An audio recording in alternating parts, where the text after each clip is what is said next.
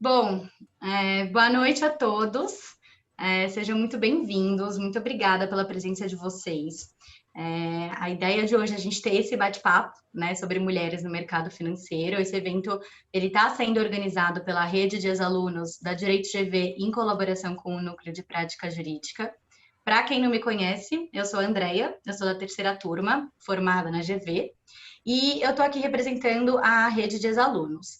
Inclusive, aproveitando aí a eventual presença de alguns ex-alunos, eu queria reforçar o convite para vocês fazerem parte dessa comunidade, se ainda não fazem. A gente tem um Instagram, depois eu vou deixar o nome aqui do Instagram certinho para vocês participarem e nos ajudarem aí a expandir essa rede.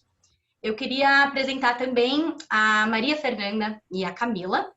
Elas vão ser as minhas comediadoras na conversa de hoje. Elas são alunas da graduação e foram elas que tomaram a iniciativa e nos procuraram por meio do Núcleo de Prática Jurídica para a gente fazer esse evento.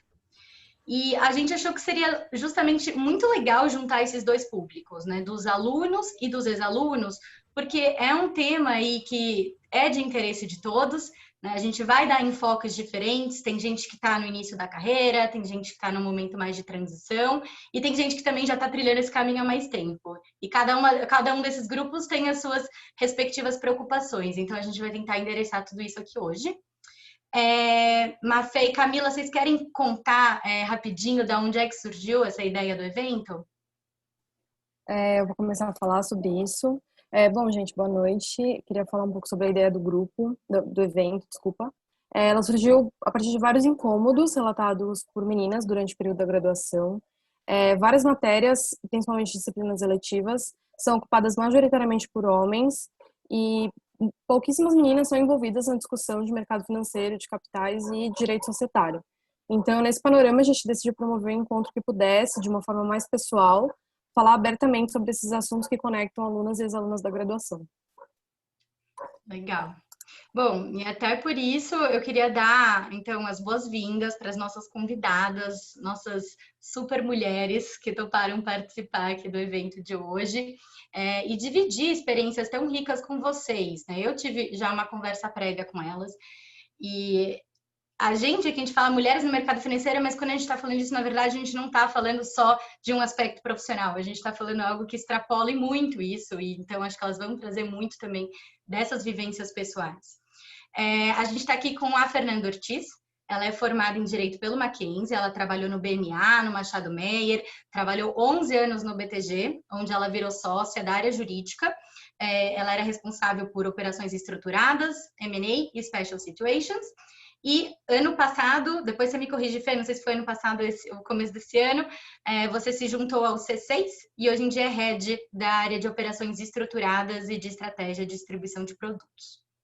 A gente tem aqui também a Fernanda Chaim, ela se formou na primeira turma da GV, então ela é aqui de casa, estagiou no Matos Filho, na área de mercados de capitais e direito bancário, e fez o move para investment banking no Goldman Sachs, onde ela ficou por 4 anos, e depois ela foi para asset management do JP Morgan, e depois de 3 anos e meio ela voltou para o Goldman Sachs na corretora, na área de Global Markets, onde ela está há pouco mais de 2 anos.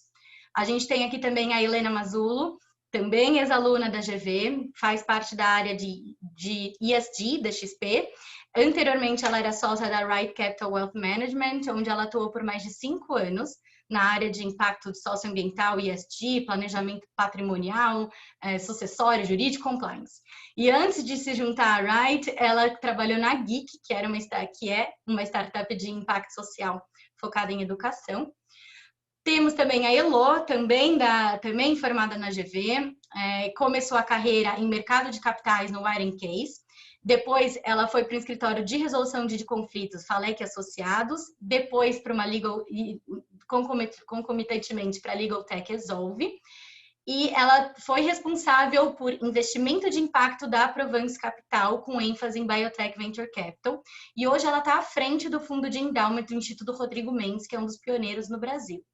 A gente vai ter aqui também no nosso papo a Ilana. Eu não vou apresentá-la agora porque isso vai fazer um pouco parte aqui da nossa temática, né, do nosso tema mulheres. Ela está com uma bebê de 2 semanas e ainda assim vai participar do nosso papo, só que ela vai chegar um pouco mais tarde, daí eu faço aí as devidas apresentações.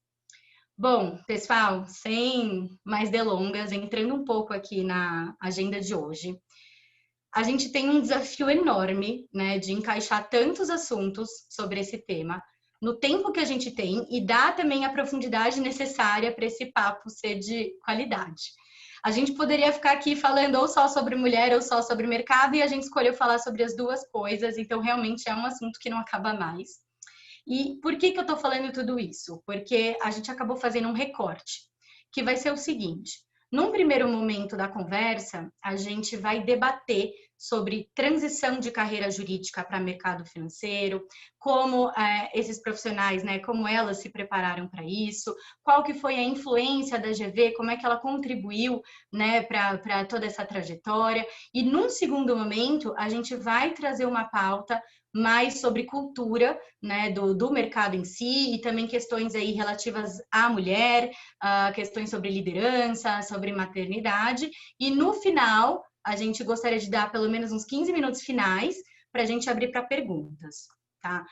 E até antes da gente começar, não sei quais são as expectativas de vocês também para essa conversa, mas eu queria só fazer um disclaimer para alinhar a expectativa de todo mundo.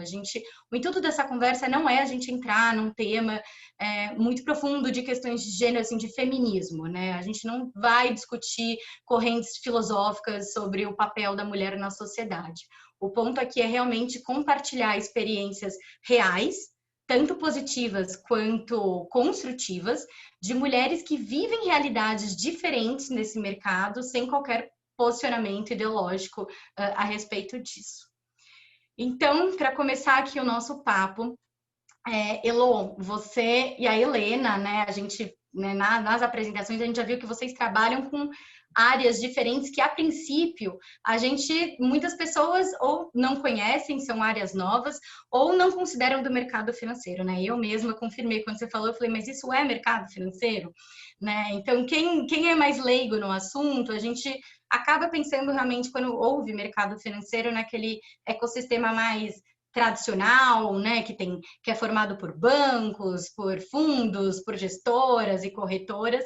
Então, acho que para a gente aterrizar aqui nesse tema hoje, queria entender um pouco melhor para quem está buscando oportunidades nesse mercado, né? Qual é esse mercado, afinal? Você pode ampliar um pouquinho aqui a nossa visão? É para mim, né, Didi? Sim, você, mas quem quiser também pode responder. A Helena, inclusive, também participa. Legal. Boa noite, todo mundo. Obrigada pelo convite. Um prazer estar com tanta mulher, enfim, super competente, trocar um pouquinho de visão e de experiência no campo. Eu estou à frente do Endowment, do Instituto Rodrigo Mendes, e a gente acredita que a gente pode usar a força do mercado financeiro para resolver problemas sociais e ambientais no mundo. Tem diferentes formas de fazer isso, eu acho que a Lê cobre um escopo diferente do meu, e é legal que a gente pode se complementar bem de formas diferentes de usar mecanismos financeiros para resolver problemas socioambientais. Eu também passei por Venture Capital, né? Então startup para resolver problemas sociais e ambientais. Mas hoje, né, a missão a estratégia norteadora de financiamento do Instituto é o Endowment, né? Então, para dar um super resumo, o Instituto é de educação inclusiva, então tem a missão garantir que toda criança e todo adolescente tenha acesso a uma educação de qualidade. Então, acho que para falar do valor do endowment, vale a pena colocar uma lupa no problema que o endowment resolve, para quem não conhece tão bem, né? E o endowment resolve um problema sistêmico do terceiro setor. Então, enfim, dá para se perguntar, eu mesma já me perguntei, né? Mas, Elô, a gente precisa do terceiro setor, né? Os negócios tradicionais estão propulsionando aí economias em desenvolvimento, o empreendedorismo de impacto está vindo com força para cuidar do resto dos problemas. E sim, eu acho que os negócios vão mover grande parte da humanidade para frente, mas sempre tem aqueles 10% que ficam para trás, que estão em desvantagem, que não têm sorte, que continuam excluídos. E 2, negócio precisa de mercado, e tem coisa que não dá para precificar, né? Então, no nosso caso, sei lá, uma aluna que passou por uma formação nossa, a Maria Luísa tinha 12 anos e ela falou pela primeira vez. Ela tinha uma deficiência intelectual e foi com uma formação que ela falou pela primeira vez. Ou o Jackson tinha 11 anos e foi alfabetizado. Então, ou sei lá, quando você vê que as crianças estão desde cedo não só aceitando diferenças, mas valorizando diferenças. Ou quando aquela criança com deficiência ganha autonomia e dignidade. Ou quando a mãe pode voltar a trabalhar porque o filho está na escola. Essas coisas, né? Como é que você monetiza? Como é que você bota um preço nisso? Então, isso para responder a primeira pergunta que muitas vezes é colocada, se o terceiro setor resolve, se é necessário, eu acho que sim, que é. E aí vem para o segundo problema. Então organizações sem fins lucrativos são importantes para resolver os problemas do mundo. Mas por que não funciona? Né? A gente vê que o mundo tem muito dinheiro, muita gente competente, inteligente, criativa, muita tecnologia, muita inovação. Por que tem gente que ainda está morrendo de fome? Por que tem gente que não tem acesso a saneamento básico, a saúde, a educação? Né? Essa conta não fecha. Enfim, é muito complexo, não me proponho a responder isso, mas do ponto de vista do terceiro setor, a resposta é que esses problemas são enormes e complexos e as organizações sem fins lucrativos são pequenininhas, são minúsculas, quase todas elas. E isso é porque as regras do jogo do terceiro setor debilitam as organizações sem fins lucrativos e faz com que elas continuem pequenininhas para sempre. Tem um estudo chocante nos Estados Unidos, que já é muito mais avançado, no Brasil nem tem essa informação, que das 200 mil organizações sem fins lucrativos fundadas desde 1970, só 144 delas têm um faturamento de 50 milhões por ano. Isso é 0,07%. Assim, né? Nada, é muito pouco. Então, como é que você vai resolver esses problemas enormes em escala, né? E isso é um desafio, por quê? Porque as regras do jogo do terceiro setor são diferentes para o resto das organizações da economia. E eu vou falar das 3 principais diferenças. A primeira delas, as organizações sem fins lucrativos são extremamente dependentes dos doadores, né? E isso reduz ou inibe, às vezes, totalmente a autonomia. Isso gera conflito de interesse. Então, fica muito difícil inovar, criar projetos autônomos, gerir esses projetos com eficiência por conta dessa dependência dos doadores. A segunda regra do jogo que inibe é a instabilidade financeira. Então, as organizações do terceiro setor têm fluxos de projetos definidos de 12 em 12 meses, que é um período muito curto de tempo. Fica impossível fazer um planejamento de longo prazo, você vive numa constante imprevisibilidade financeira. E o terceiro ponto, né, a terceira regra do jogo que inibe essas organizações é que você tem um subinvestimento na excelência da organização. Então, o que isso quer dizer? Você não pode remunerar bem quem está no terceiro setor, né? Existe uma barreira psicológica, cultural, que você não pode pagar bem a pessoa. Então, no setor privado, quanto mais valor o empregado gera para a empresa, mais dinheiro ele ganha. No terceiro setor, você não pode incentivar os funcionários a gerarem mais valor social através do dinheiro, né? Então, é engraçado isso quando você para refletir. Tem um desenvolvedor vai desenvolver um game super violento, vai faturar 50 milhões por ano, a gente dá parabéns e bota na capa da Isto É. Se você tem um empreendedor social querendo descobrir a cura da malária e ele quiser ser razoavelmente bem remunerado, R$1 milhão por ano, ele que é o parasita. Então, é muito interessante pensar nisso, não é muito racional. Então, como é que você vai atrair as pessoas mais inteligentes, saindo da faculdade, as mais criativas para resolver esses problemas complexos, né? E, enfim, alguns outros subinvestimentos, né? Marketing, né? Doador normalmente não gosta de investir em marketing. Você vê exemplo, a Melinda Gates fala muito isso, que quando eles estavam tentando combater a AIDS na África, tentando conscientizar as pessoas a usarem camisinha, e as pessoas não se conscientizavam. Mas você via que todo mundo tinha Coca-Cola na mão, não importa onde tivesse, porque é a força do marketing. Enfim, então, isso só para fechar, resume que sem investir nessas coisas, sem a independência, sem previsibilidade financeira, essas organizações não ganham escala, não ganham robustez organizacional para resolver de verdade esses problemas que ela se propõe a resolver.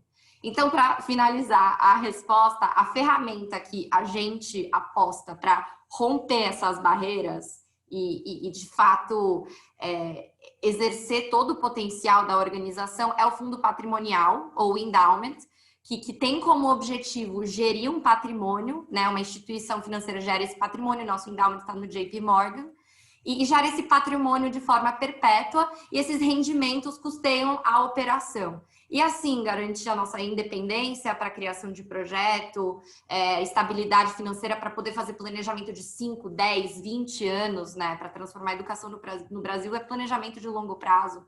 E você tem uma margem para investir no talento, para investir em marketing, para investir em infraestrutura. Então, é aí que a gente enxerga essa intersecção. É o mercado financeiro como uma ferramenta para impacto, né? Exato. Bem legal, né? Bem interessante. Assim, bastante nesse sentido que a Elô levantou, também como ex-aluna da GV, a gente sabe que a Helena, ela também trouxe uma perspectiva diferente no mercado financeiro, né, enquanto ESG na XP, e a gente queria também discutir um pouco sobre o que você sentiu que tinha no mercado financeiro que você também não encontrou no direito, quais são os valores que te atraíram para esse novo mundo. Tá bom, oi gente, boa noite. Super obrigada pelo convite, super legal estar aqui. Sou muito agradecida pela GV, que me fez ampliar esses horizontes, já introduzindo, então a GV tem uma parte importante nisso. E por quê, né? Bom, agora voltando para quem é aluno atual, eu fiz um summer job em M&A no Matos Filho e eu não me identifiquei nem um pouco. E na época eu falei, cara, será que é tudo bem eu não me identificar com M&A no Matos Filho? Como assim? Eu tô na GV, né, gente? Tipo, M&A Matos Filho, acho que teria tudo a ver. E eu não me identifiquei. Eu falei, eu não quero trabalhar em escritório, eu não me vejo trabalhando no escritório, não é a dinâmica que eu gosto. E aí eu fui entender alternativas, aí eu comecei numa startup de educação, que foi quando eu entrei com o primeiro conceito de investimento de impacto social, né? Então, empresas que geram lucro, mas ao mesmo tempo querem resolver um problema social, ambiental relevante para a sociedade, né? Mas sem abrir mão do retorno. E eu achei aquilo sensacional, né? Eu não achava que era um casamento que poderia ser óbvio, na verdade, eu achava que, legal, a empresa tem missão, visão, valores, mas não necessariamente integrados, né, ao que ela faz. E aí eu gostei muito da experiência. Eu não pensava em ir para o mercado financeiro, né, na verdade, eu gostava muito de trabalhar numa startup. Era uma startup, mas tinha 80 funcionários, então não era assim tão pequenininha. E eu gostava de ter uma visão generalista. Por isso que talvez eu não tenha me identificado com o escritório lá atrás, que eu sentia que era uma visão muito especialista de uma área. E eu gostava de ter uma visão do todo. E na startup eu consegui ter essa visão generalista de vários temas do direito. E aí eu acabei fazendo uma movimentação para o mercado financeiro, porque eu queria uma mentoria. E na época a Right Capital estava sendo montada, e o Alexandre Lindenboy, que era um dos sócios fundadores, né, e a Fernanda Camargo, eu fui conversar com eles. E só que a minha condição para ir para o mercado financeiro era que eu pudesse ainda me envolver com o tema de investimentos de impacto social de alguma forma. Era uma coisa que eu me apaixonava, mas até então a interface com o direito era muito baixa. E então meio que eu dividi metade do meu tempo, eu assumiria os temas de direito, né? Tanto que a Didi comentou um pouco que era um pouco confuso o que eu fazia, porque realmente era muita coisa diferente. Então, desde jurídico de mercado e compliance até planejamento patrimonial e acessório dos clientes.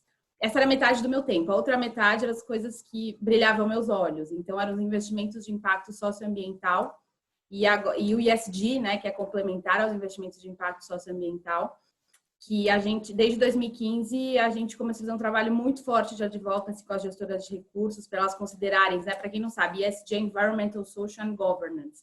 Então, são ambiental, social e governança, né? Então, como é que você considera esses fatores na gestão do negócio, de forma estratégica e material, não simplesmente incremental de construir uma escola e falar, olha que legal. Então, uma coisa realmente mais estratégica com o que você procura como negócio.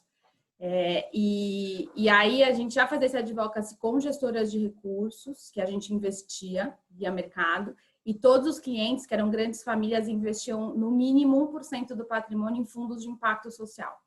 Então, metade do meu tempo era envolvido com esse tema e não tinha nada a ver com direito. Tanto que eu tirei uma certificação do mercado financeiro, que chama CFP.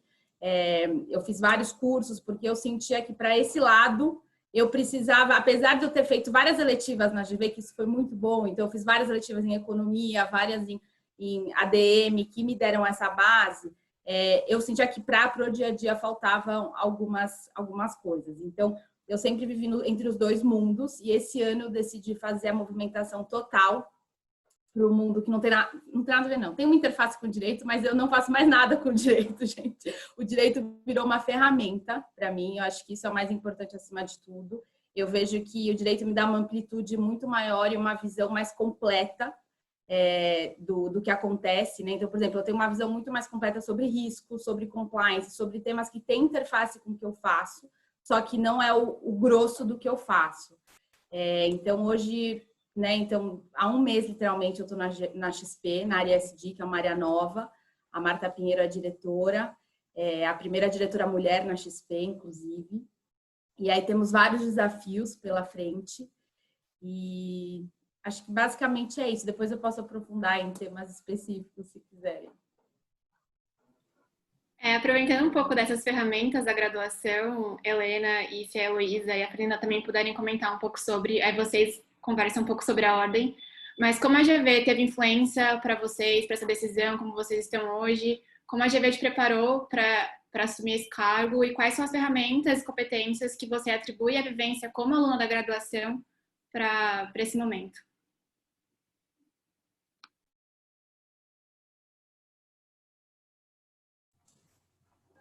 Vai, Lu, começa. Foi em silêncio, mas... Bom, enfim, tanto faz. Eu acho que quando pensando assim, eu não sei se é bom ou ruim falar isso, mas a minha opinião sobre a experiência universitária, eu acho que de mais valioso não é o conteúdo que fica, né? Você não lembra o conteúdo e a substância do que você viu na aula. Eu acho que o que fica é o ferramental e os relacionamentos. Então, os relacionamentos com certeza ajudam, né? E isso é bem intuitivo, mas acho que é o ferramental, assim, e a GV sempre teve esse DNA de desenvolver soft skills. Acho que eles sempre valorizaram muito isso. E isso eu acho que é um dos fatores mais determinantes, assim, enfim, numa entrevista ou para fazer uma mudança de carreira. Então, pensamento crítico, pensamento analítico, habilidade de pesquisa, de escrita, confiança para se colocar, estruturar suas ideias, saber negociar, ética e transparência, habilidade socioemocional, né? Saber performar sob pressão. Então, eu acho que a GV foi muito bem nisso. Tinha a matéria Artes de Direito do Garcês, que eu acho que é uma das matérias mais inesquecíveis para todo mundo, né? Negociação, mediação. Então, acho que a GV, o que eu mais carrego, eu acho que são esses soft skills, esse ferramental, que ajudou muito e até hoje, assim, me formou como pessoa e como profissional. Complementando a Elô, eu sinto, acho que principal duas coisas. Primeiro, assim, acho que vão me matar o que eu vou falar aqui, mas tem algumas matérias, gente, que realmente eu esqueci tudo. Tipo, se eu for presa, eu preciso de um advogado. Eu sei muito o básico. Mesmo se eu falar de contencioso, assim, eu tenho uma noção, é lógico, mas assim, eu preciso de um advogado nesses casos. Não me dediquei a isso. Mas o que eu acho que de mais importante não é isso mesmo. Na verdade, o mais importante que a XP deu foi aprender a pensar, né? Pelo menos o que eu tirei para mim. Então, a XP ai, XP, gente, desculpa, ó, já tá 7h30 da noite, eu tô vendo. A GV me ensinou a pensar. Por quê? Eu acho que o método socrático, né, e a provocação que os professores sempre fizeram para você chegar na resposta sozinho, não ser uma aula só expositiva, te forçar, né, a realmente chegar nas conclusões sozinhos, eu levei isso muito para minha vida pessoal também e profissional. Então, acho que aprender a pensar assim foi uma ferramenta muito poderosa da GV. E outra coisa também foi dado que é uma faculdade pequena, você acaba tendo interação com outros anos, né, mais próxima, você fica mais próximo do pessoal que você está junto. Eu acho também esse networking que você acaba formando na faculdade é muito rico, porque você acaba encontrando as pessoas com quem você estudou em ambientes que você fala, caramba, nem imaginava que você ia trabalhar com isso e a gente ia se encontrar e ia trabalhar junto. Então, eu diria que desses dois, né, nessas duas ferramentas, por assim dizer, a GV foi fundamental.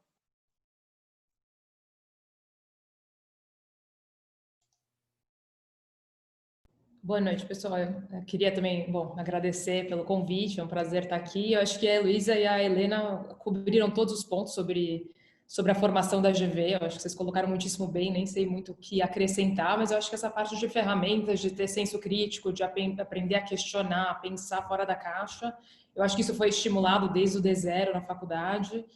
A rede de networking, não só dos alunos da faculdade de administração, economia, professores, acho que tudo isso dá uma rede riquíssima, não só de contatos, mas pessoas com formações super diversas e que foram para caminhos muito diversos. Eu, como primeira turma, a gente brinca, né, que a gente era cobaia, acho que foi muito experimental, mas isso trouxe coisas muito positivas, porque a gente teve matérias como se expressão oral e como linguagem corporal afeta quando você vai fazer uma negociação, competições de mediação, negociação, enfim, tudo que vocês já tocaram, mas assim, que para mim, na carreira financeira, foi fundamental e acho que também foi uma opção do direito como formação pessoal, acima de qualquer coisa, né? Acho que isso é amplo e te direciona a qualquer carreira, a qualquer área que você queira atuar.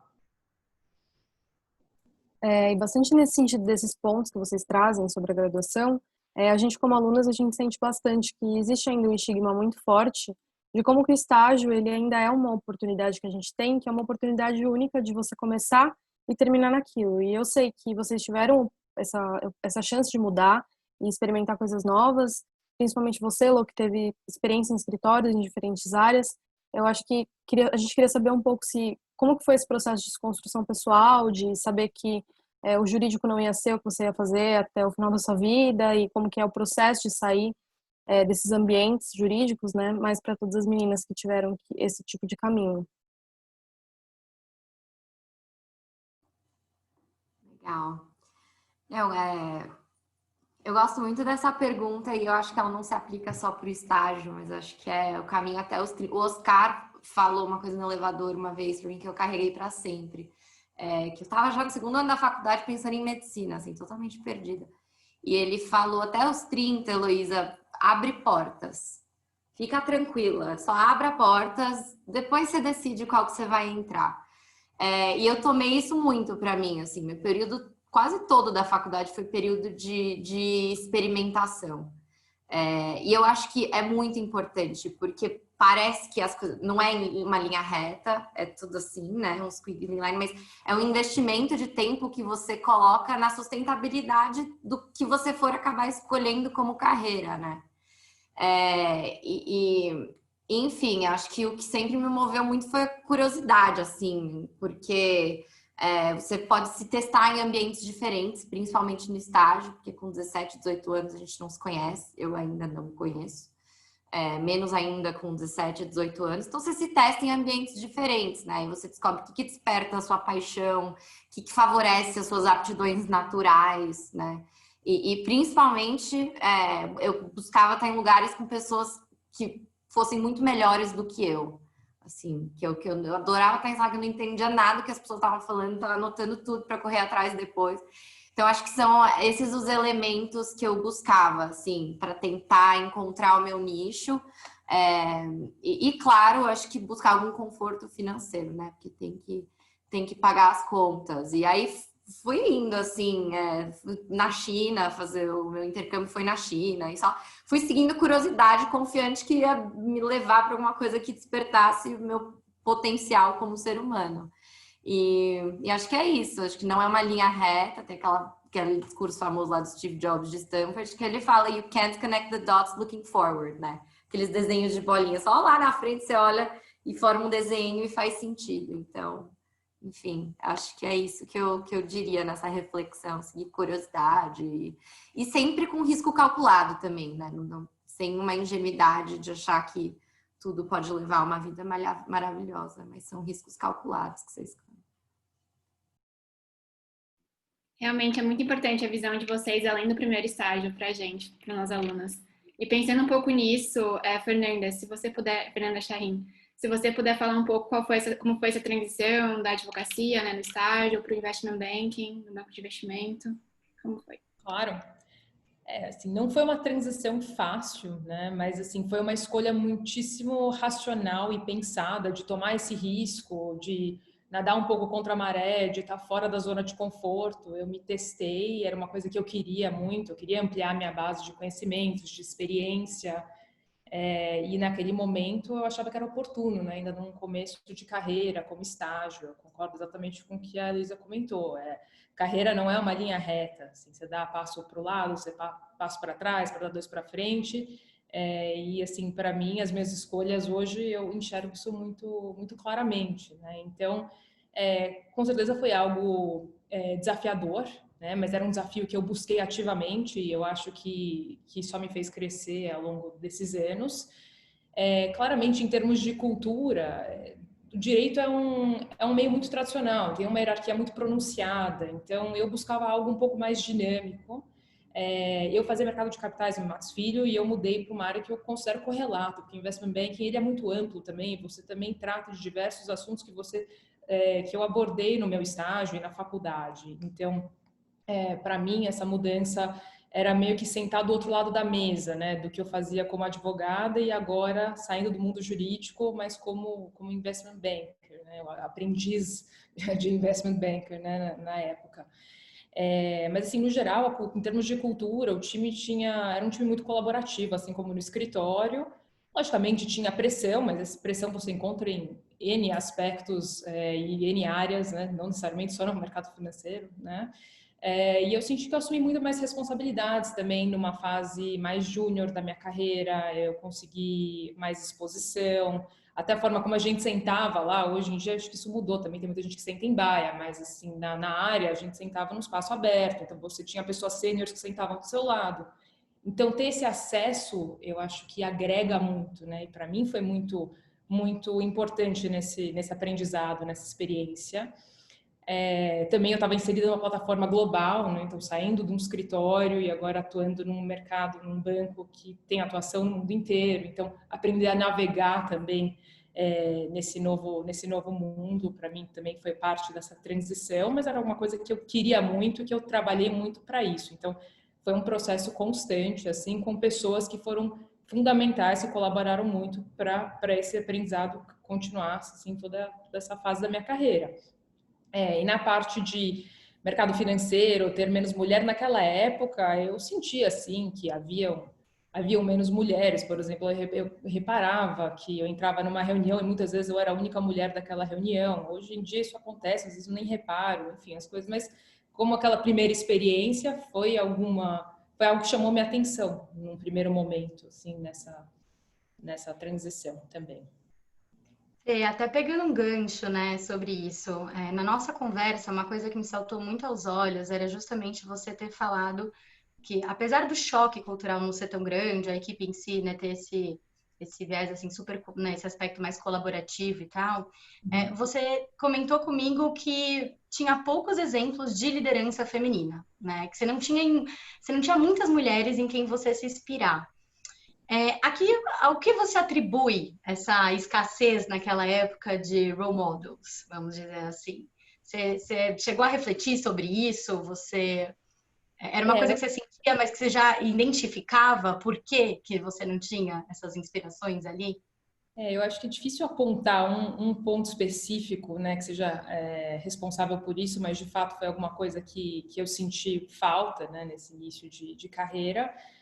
E acho que alguns pontos que podem ser trazidos aqui, eu acho que tinha, pelo menos na época, um certo estigma de mercado financeiro, de ter uma cultura mais agressiva, de ter uma presença predominante de homens no mercado financeiro versus talvez outras carreiras. Então, talvez a impressão de que você estaria valorizando mais atributos masculinos versus femininos, você teria que abrir mão de certas coisas para avançar na carreira.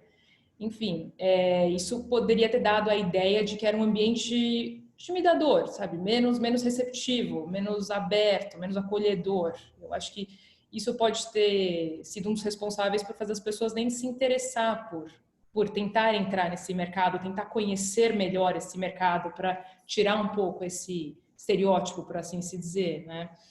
E eu acho que outra questão que eu penso, e eu acho que isso varia muito de área, mas em investment banking eu sentia bastante isso, é o equilíbrio entre vida profissional e vida pessoal, né? Eu acho que, logicamente, isso varia em relação às áreas, então tem áreas que você vai trabalhar em horários de mercado e tem outras áreas, como é o caso de IB, por exemplo, que é um pouco mais imprevisível em natureza para você se organizar em termos de horários, é um pouco mais cultural da área, você está sujeito a demandas de clientes, então isso pode afetar quem busque políticas mais flexíveis. Eu acho que isso entra em outra seara, que é a questão de maternidade, de dupla jornada de trabalho, divisão de tarefas, né, fora do ambiente profissional, né, outros atributos da vida, do papel da mulher fora do trabalho. Eu sei que acho que tem outras participantes que vão entrar nisso em mais detalhe, mas eu acho que isso pode ter sido um dos fatores, especialmente em áreas como investment banking, né?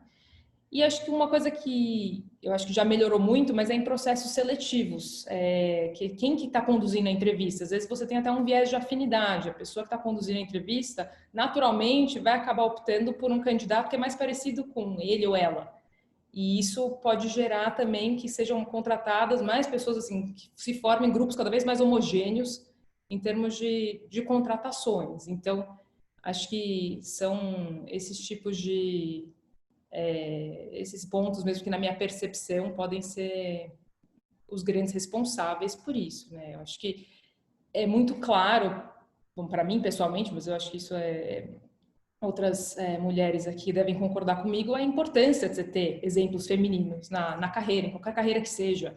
É algo que ajuda a te motivar, né? Te dar perspectivas, você conseguir traçar potenciais trajetórias rumo a posições de liderança executiva, por exemplo. Então, tem um valor inspiracional, né? Como você mesmo disse, de você se ver naquela posição, de ter alguém parecido com você, que está mais avançado na carreira, que prosperou, e você fala, bom, isso é um caminho, é uma forma que eu posso ser bem-sucedida nesse meio. Eu acho que é um ciclo que se auto-perpetua, né? Porque se você não vê uma mulher no topo, isso pode parecer algo menos tangível e por isso pode até gerar talvez um desinteresse em você querer avançar naquela carreira específica. Então é algo que uma coisa puxa a outra nesse sentido, né? Então esse é um dos, assim, para mim eu acho que é fundamental ter cada vez, né, ter esses papéis que sirvam como exemplos e verdadeiros nortes de inspiração. Mas eu acho que isso está melhorando. Eu acho que isso já melhorou muito. Eu acho que tem uma evolução natural, logicamente, né? Assim, de mulheres conquistando mais espaço, ligados à sua própria competência, à sua própria qualificação. Você vê também em faculdades de graduação, cursos, pós, mais alunas entrando em áreas ligadas a finanças, matemática, contabilidade e etc. Então, acho que isso já está acontecendo naturalmente. Mas eu acho que também tem que ter umas políticas internas, umas iniciativas de incentivo para que isso continue se perpetuando até que vire algo natural, né? Eu acho que isso é fundamental para sinalizar um apoio, né, de motivação para você criar esses exemplos, né, de mulheres em liderança.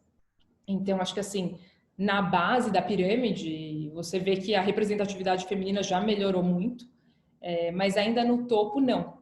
Então, esse trabalho não só de atração de talento, mas de retenção de talento, de desenvolvimento na carreira, né, de dar esse suporte ao longo de todo o processo, e que você ter um exemplo feminino, acho que ajuda porque você tem uma troca de experiências mais abertas. Se você é um mentor de uma mulher, não precisa ser uma mulher, muito pelo contrário, mas ao mesmo tempo você ter esses exemplos, acho que são muito positivos. E eu acho que isso é uma coisa comprovada, né? Estudos de consultoria comprovam que você ter times diversos esses geram maior valor para empresas, para instituições, geram performances e rentabilidades maiores. Assim, eu posso dar até um exemplo da própria Goldman Sachs, que teve um compromisso público que falou que só vai participar e estruturar IPOs de empresas americanas e europeias se tiver ao menos uma mulher no conselho. Então, assim, esse tipo de iniciativa mostra que, ao longo do ecossistema, as pessoas estão cada vez mais conscientes da importância de se estimular esse tipo de movimento. E é um ciclo virtuoso, né? Eu acho que os stakeholders, então, assim, os clientes das empresas, também têm que mostrar que isso é uma preocupação estratégica deles, que eles querem trabalhar com empresas que enaltecem esses valores, né? E mesmo isso vai ajudar a atrair profissionais que se identificam com essa cultura. Então, é algo que é exatamente uma coisa que só traz benefícios e que vai se alimentando daqui em diante. Com certeza, acho que você fez em pontos muito importantes, né? Desde falar em termos de educação de base, né? Que seria, na verdade, mais essa parte de graduação. Acho que, se não me engano, até a Renata Soares que fala isso, enfim, né? Ativamente, que vários estudos comprovando menos mulheres, né, em exatas, e na verdade o que a gente está falando aqui é justamente dessa transição de humanas, né, para exatas. Então eu acho que tem muito disso, assim, muito de desconstruir um pouco do que a Elo também trouxe, né, desconstruir essa coisa de o que eu escolho para o resto da minha vida. Eu acho que cada vez mais as novas gerações estão aí também para nos, né, assim, nos desafiar cada vez mais nesse sentido. A gente está sempre abertos aí a novas oportunidades, ao tal do propósito, né? O que estiver fazendo sentido para a gente ir fazendo esses moves. Mas tem também uma atuação realmente muito importante do lado das empresas, né? De desenvolver essas políticas para realmente para que as mulheres não fiquem só na base, né? Para que também elas consigam ascender e chegar um pouco no topo. Você falou até desse compromisso público da Goldman. Eu vou até puxar um gancho, porque a Helena agora está na XP, né, numa área nova, que é liderada pela única diretora mulher, que é a Marta Pinheiro, em um momento em que a XP também, né, ela assumiu aí um compromisso público de contratar mais mulheres. E queria entender um pouco, eu sei que você acabou de entrar na XP, mas sei que você já sente um pouco, né, dessa cultura, e traz pra gente um pouco assim, a que você atribui essa também transição de cultura da XP, que, diferente da Goldman, né, não é uma instituição, né, lá de fora, não é um banco, enfim, é americano, tinha uma cultura, um DNA aí bem mais agressivo. E por que isso está acontecendo agora? Tá bom, eu vou dar uma visão, talvez um pouco parcial, né, dado que eu acabei de entrar, mas o que eu percebi, né? Bom, a pandemia acabou acelerando muitos temas que geram tendências, né? Então, desde digitalização, telemedicina, e eu acho que esse tema de sustentabilidade também foi muito alavancado, e o que a gente não pode deixar de olhar para as pessoas e para o planeta, né? Olha o que a gente está vivendo. E dentro da XP, o que eu tenho percebido é que foi uma iniciativa que veio muito das lideranças, então foi um pouco top-down, mas teve muito encontro bottom-up, por assim dizer, né? Porque gera um desejo também do time porque a faixa etária das pessoas na XP é 25 a 35 anos. Então, você imagina que já são pessoas de gerações que querem, né, ter uma qualidade de vida melhor, que querem trabalhar com um propósito maior, que já tinha essa demanda, pesquisas internas mesmo identificavam essa tendência, né? E mesmo para atrair os melhores, porque o que acontece no mercado de trabalho, né? Tem meio que uma guerra de talentos. Para você atrair as melhores pessoas, você meio que briga com todo mundo para que as melhores pessoas queiram trabalhar onde você está. E o papel do propósito de estar alinhado com o que as novas gerações que estão entrando no mercado de trabalho procuram é muito importante.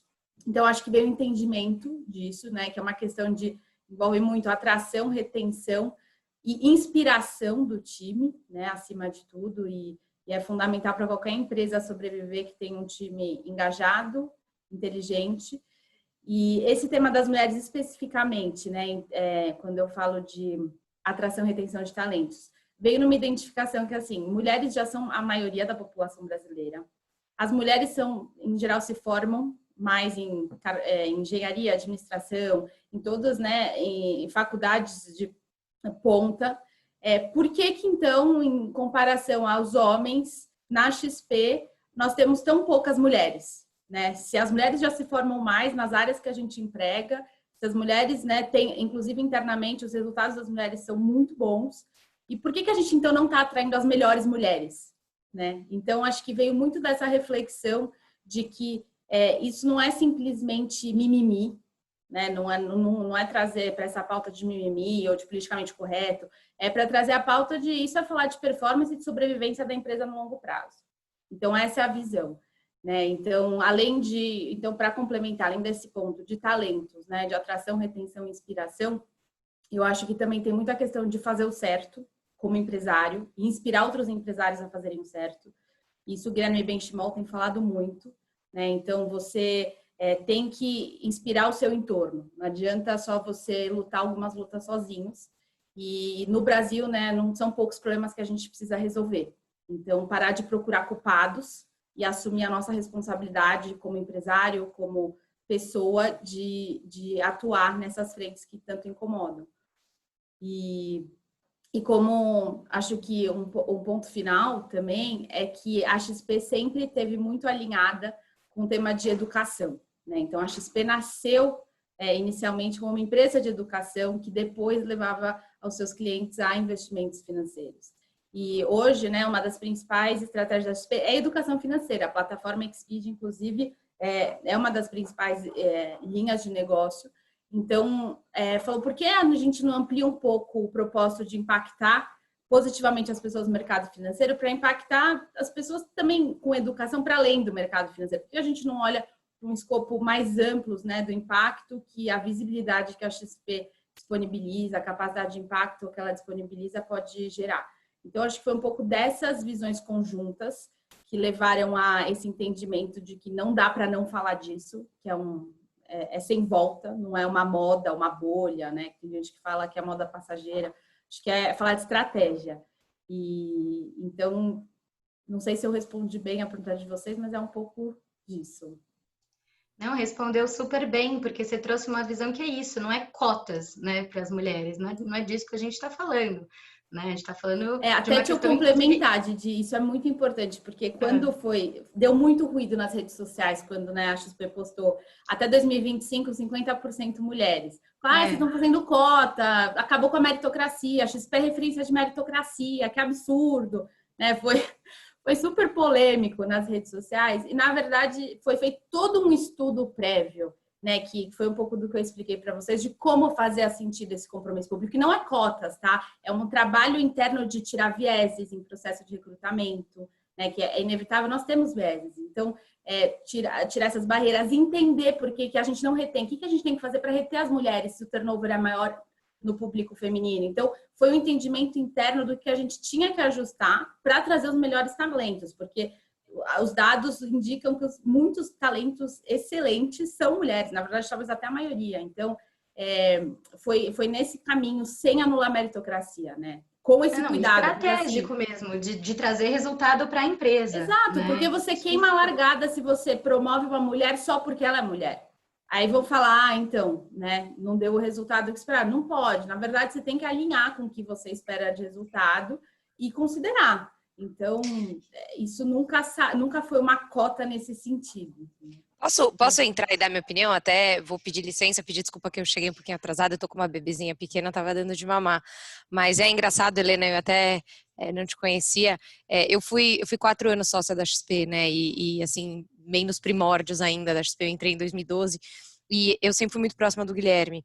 E essa era uma questão que eu falava muito com ele. E eu acho que é legal a XP tá fazendo isso, porque assim, nunca existiu uma diretora mulher, né? Desde que a Ana saiu lá atrás, que foi uma das pessoas que fundou, não teve nenhuma diretora mulher. Pouquíssimas mulheres na XP depois de ter filho, né? Você deve acompanhar isso. Acho que a Marta é uma pessoa recente na empresa e tem outras, né, que estão crescendo. Mas é muito legal ver a XP fazendo isso, porque é o oposto da cota. É quase que assim, cara, vamos tirar o preconceito anterior que a gente tinha e abrir os olhos, porque tem muita mulher que performa nesse mercado. Então, só queria te dar minha opinião para reforçar isso que você falou, porque eu vivi isso na pele lá, numa fase que eu ainda não tinha filho, mas a XP sempre foi case para ele, né? Então, só para dar uma pincelada aí. Isso aí. Gente, essa é a Ilana que chegou chegando, inclusive, né, super encaixada, né, no tema, para dar justamente, né, essa visão de quem participou da XP lá atrás e pode contar também um pouco sobre essa cultura. Só apresentando você, Elan, eu já tinha explicado que você ia chegar um pouco mais tarde. Desculpem, meninas, mas não teve jeito, tá? Não, só de você estar aqui, a gente vai ainda entrar nesse tópico. A Fernanda, ela tá, assim, quase pulando na cadeira que a gente vai falar ainda sobre a questão da maternidade, mas super obrigada por estar aqui. Assim, mostra que realmente, né, mulher é realmente um ser bem multitasking. A gente consegue ser essa pessoa eficiente e encaixar aí todas as nossas obrigações, né?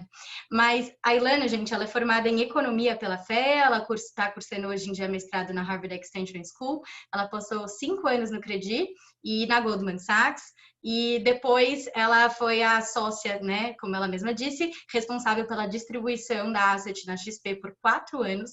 E hoje em dia ela é sócia, fundadora e head comercial na Vitrio, que é uma fintech que veio para transformar a relação dos brasileiros com seus investimentos. Eu vou aproveitar e fez um jabazinho da empresa onde ela trabalha.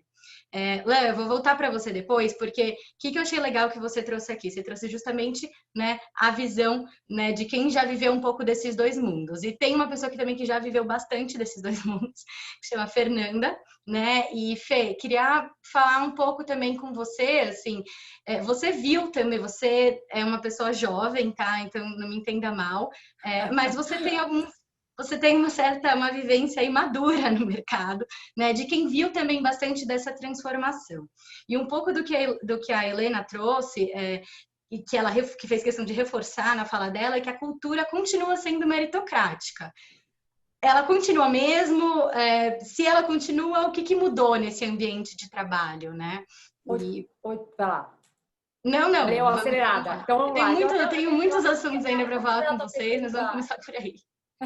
Eu vou quebrar a tua pergunta em duas, até porque acho que até para a gente falar o que mudou, é muito curioso, até é uma pena que a Helena tenha perdido o começo aqui da conversa, porque assim, mudou totalmente, né? Só da gente ver aqui, né, duas mulheres integrando áreas de instituições ou backed up por pessoas seniors no mercado financeiro, ou por outra que está numa super instituição, né, uma referência hoje no mercado financeiro, tratando de temas de ESG. Poxa, nessa conversa já é algo que, se você puxar 15 anos atrás, 13 anos atrás, não tinha, né? Eu acho que antes de entrar no mercado financeiro lacense, indo para o mercado de advocacia, que foi onde eu comecei quando eu era estagiária, eu acho que talvez possa ter um pouco de fit aqui com o nosso público, né? Com as meninas que estão na graduação. História de advocacia, eu sempre trabalhei meio que nichado na área de M&A, né? M&A é mercado de capitais. Então, quando a gente entrava, assim, acho que o único escritório que, salvo engano, tinha uma área de terceiro setor que não era pro bono, que era aquela coisa que, tipo assim, ninguém nem queria olhar, era o Matos Filho, e era assim, tipo, ninguém queria ir para aquela área, porque era uma área que definitivamente não ia ser alavancada dentro do escritório, meio que, tipo assim, time C ia para a área do terceiro setor. Então, assim, só da gente ter na conversa, poxa, expoentes, né, do mercado que estão nessa área, para mim já é uma primeira grande mudança, para começar daí, né? Um segundo assunto que eu acho que é curioso ouvir aqui um pouco e tal, é o que acho que a Fernanda trouxe, né? Dessa questão dos trabalhos que ao longo dos últimos anos foram feitos, mostrando a importância da diversidade no ambiente de trabalho, que de fato isso acaba fomentando, né? A pluralidade de ideias, os pensamentos fora da caixa, a complementaridade de skills, de competência, de visões e tal, coisa que também ainda... não só, hoje acho que ainda está um pouco melhor, eu já vou bater aqui, mas voltando para trás, era padrão, você chegava, mercado de advocacia primeiro, chegava no mercado, na base, um pool de estagiária, virava advogado júnior, um pool de advogada júnior também, virava pleno, já começava a ficar um pouquinho mais difícil.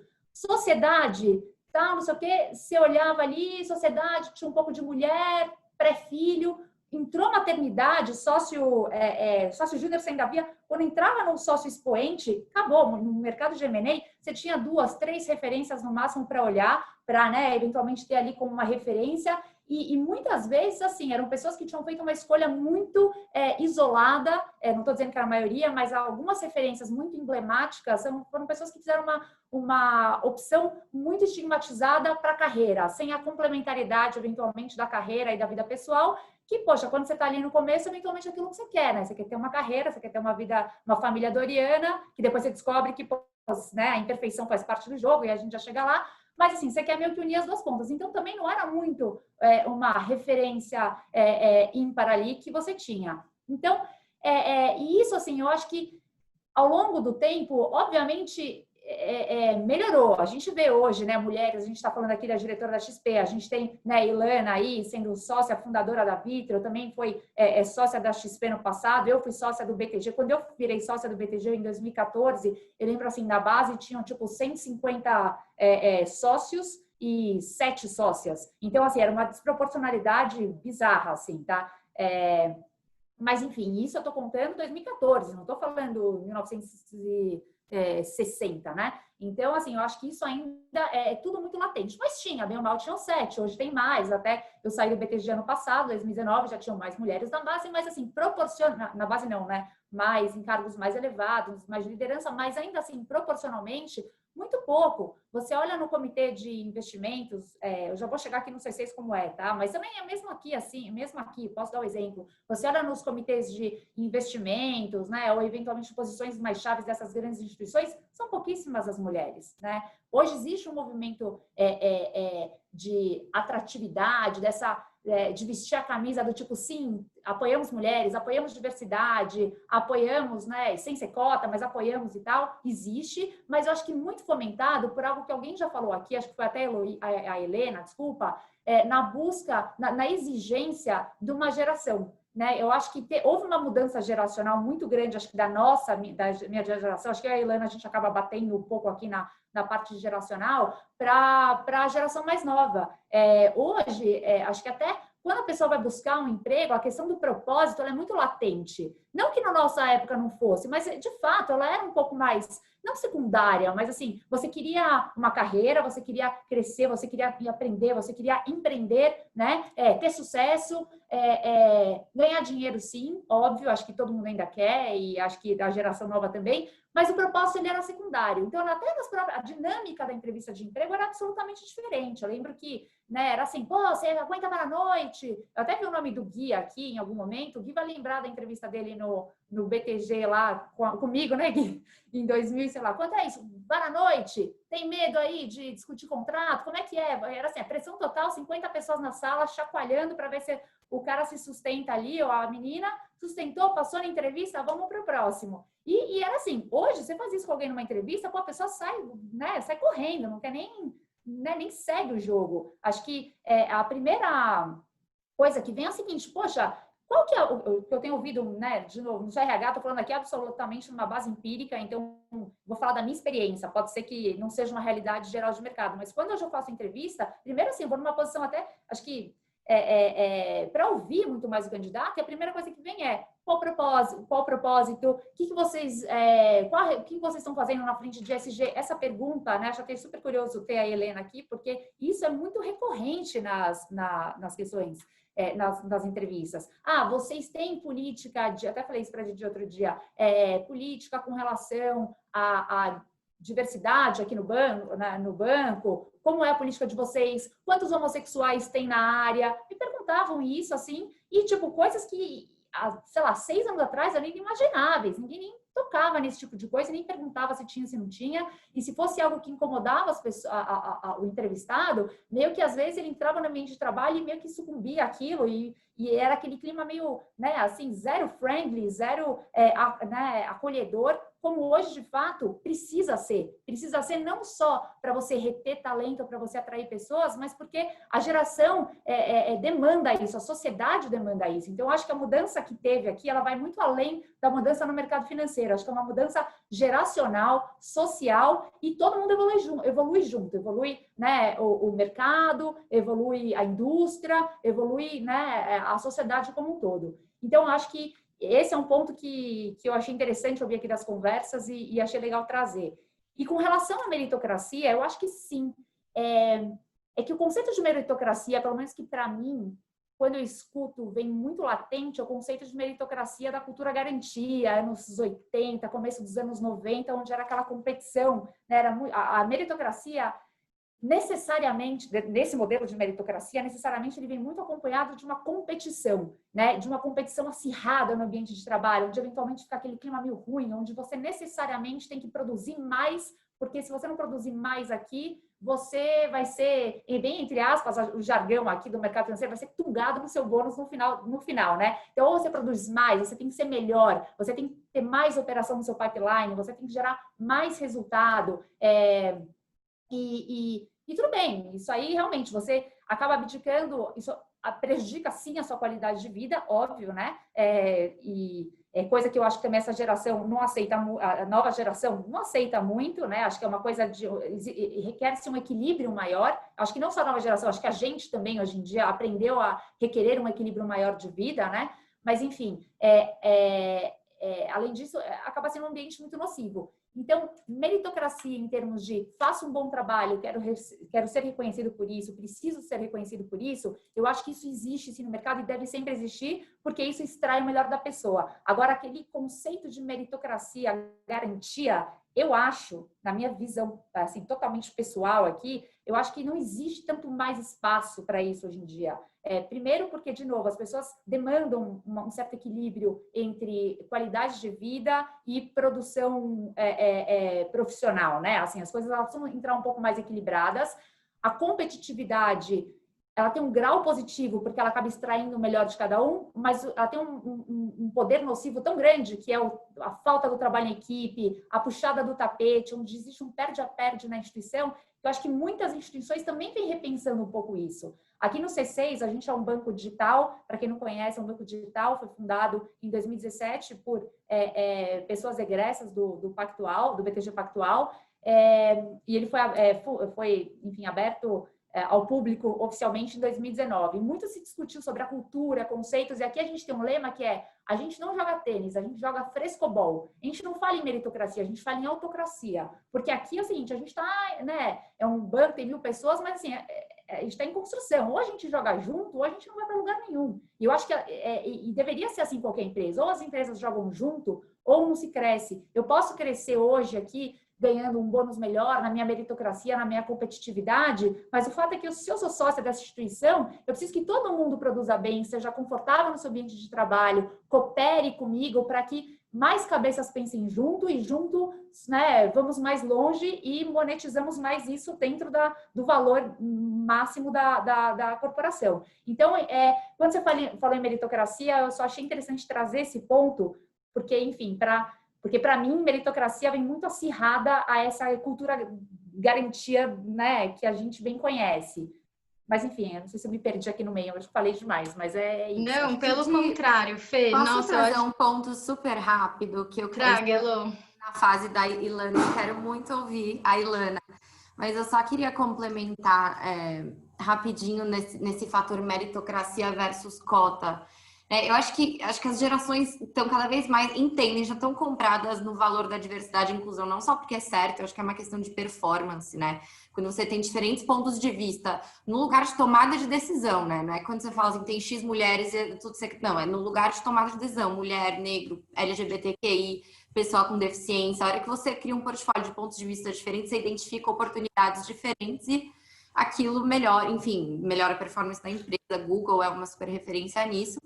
Então, tem gente já está comprada, mas ainda tem os céticos que fazem meritocracia versus cotas. E acho que tem uma frase da Ruth Bader Ginsburg, descanse em paz, rainha, que acho que esclarece muito o ponto de visão. E ela fala que eu não estou pedindo um favor para o meu gênero. Eu não estou pedindo tratamento especial para o meu gênero. Eu estou pedindo para os meus irmãos tirarem os seus pés em cima dos nossos pescoços. Então, acho que isso traz um pouco o que a Helena falou, de que não é um processo de cotas, é um processo de tirar os vieses cognitivos que impedem que as pessoas identifiquem o valor que a diversidade traz, né? Então, quando você passa a pensar que é tirar o viés e não é dar tratamento especial, isso muda muito. Não, com certeza. E assim, até fazendo um link, o que a Fê trouxe muito aqui também é que quando a gente também fala dessa cultura meritocrática, né, ali olhando, né, pro garantia, uma coisa lá de trás, a gente não tá falando só mulher-homem, né, em questão de gênero, a gente tá falando mulher-mulher. Então, num ambiente onde as mulheres deveriam ter uma união maior, vamos dizer assim, né, para ter essas políticas que, de novo, não são de cotas, mas para ter justamente esse senso de coletivo maior e de colocar mais em posições de liderança, a gente acaba tendo cada um ali brigando pelo seu pedaço, e isso também atrapalha, né, o desenvolvimento ali, o crescimento daquela instituição nesse sentido. Então, acho que nossa, super obrigada, Fê. Você realmente, assim, você trouxe muita coisa. Eu também conversei bastante com a Alain. A Alain, ela, para quem não sabe, né, ela tirou 3 anos off, tá, para ser mãe, e né, e foi reinserida no mercado. Hoje, além dela ocupar aí uma posição de liderança na Vitro, ela tem 3 filhos pequenos, sendo que a mais nova, como eu disse para vocês, tem pouco mais de 2 semanas. E isso mostra realmente, né, a mulher não é sexo frágil, né? E de uns tempos para cá, eu venho acompanhando por que eu pesquei a Lã, né? A Lã e a Fê, elas não são ex-alunas da GV, mas eu sabia que elas são pessoas que iam agregar muito, contribuir muito para essa discussão. E a Ilana tem feito muitos posts no LinkedIn, inclusive sobre esse tema, foi aí que chamou mais a minha atenção. E queria, assim, conversar um pouco com você, se você pode trazer um pouco do que a gente, né, já conversou lá atrás, dar alguns insights para a gente sobre essa história do poder de escolha da mulher, né, nessa eterna tentativa de equilibrar a vida pessoal e vida profissional, né? Eu lembro que você e a Fê também trouxe isso, a Fê Ortiz, acho que chegaram a falar, mulher acaba se sabotando, mulher acha que ela tem que parar, né, antes da hora ali, ela já tem aquilo, já tem aquela mentalidade, né? Falando aqui, obviamente, gente, generalizando, mas conta um pouco aqui pra gente, Lã, assim, o que você tem visto e vivido nesse tema.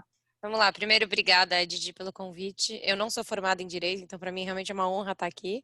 E bom ver algumas meninas que eu conheço, a Fê Chain, que a gente trabalhou juntas na Goldman, né, Fê? E algumas meninas conhecidas. Então, assim, a minha história no mercado, eu acho, nesse sentido, é engraçada, porque eu comecei minha carreira no Credit Suisse, fui para Goldman, trabalhei em grandes bancos, fui muito feliz, acho que aprendi muito, principalmente na Goldman. No Credit Suisse aprendi muito dessa cultura garantia que a Fernanda estava falando, né, que tinha bastante preconceito. Eu lembro, até comentei com a Didi, que assim, se eu ia de vestido, falava, fala pra Ilana vir dar o call na mesa, entendeu? Tinha uma coisa bem suja mesmo, até acho que a Didi falou da minha entrevista, depois eu conto um episódio muito engraçado, que na linha do que a Fê falou, eu passei por isso. Eu quero que você, eu não tá falei, bom, eu conto tá? depois, Deixa essa cereja do bolo no final.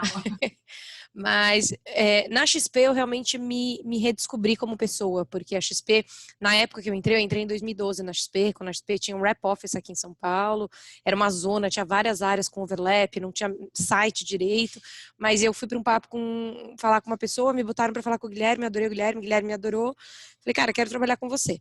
E eu sou de uma família de empreendedores, meu pai tinha uma fábrica de meias, meu marido também tinha uma fábrica de meias, diferentes, tá, gente? É realmente uma coincidência. E eu sempre quis uma coisa mais... quando eu estava na Goldman, fazendo meu trabalho de equity sales, que era um trabalho que eu achava que era muito...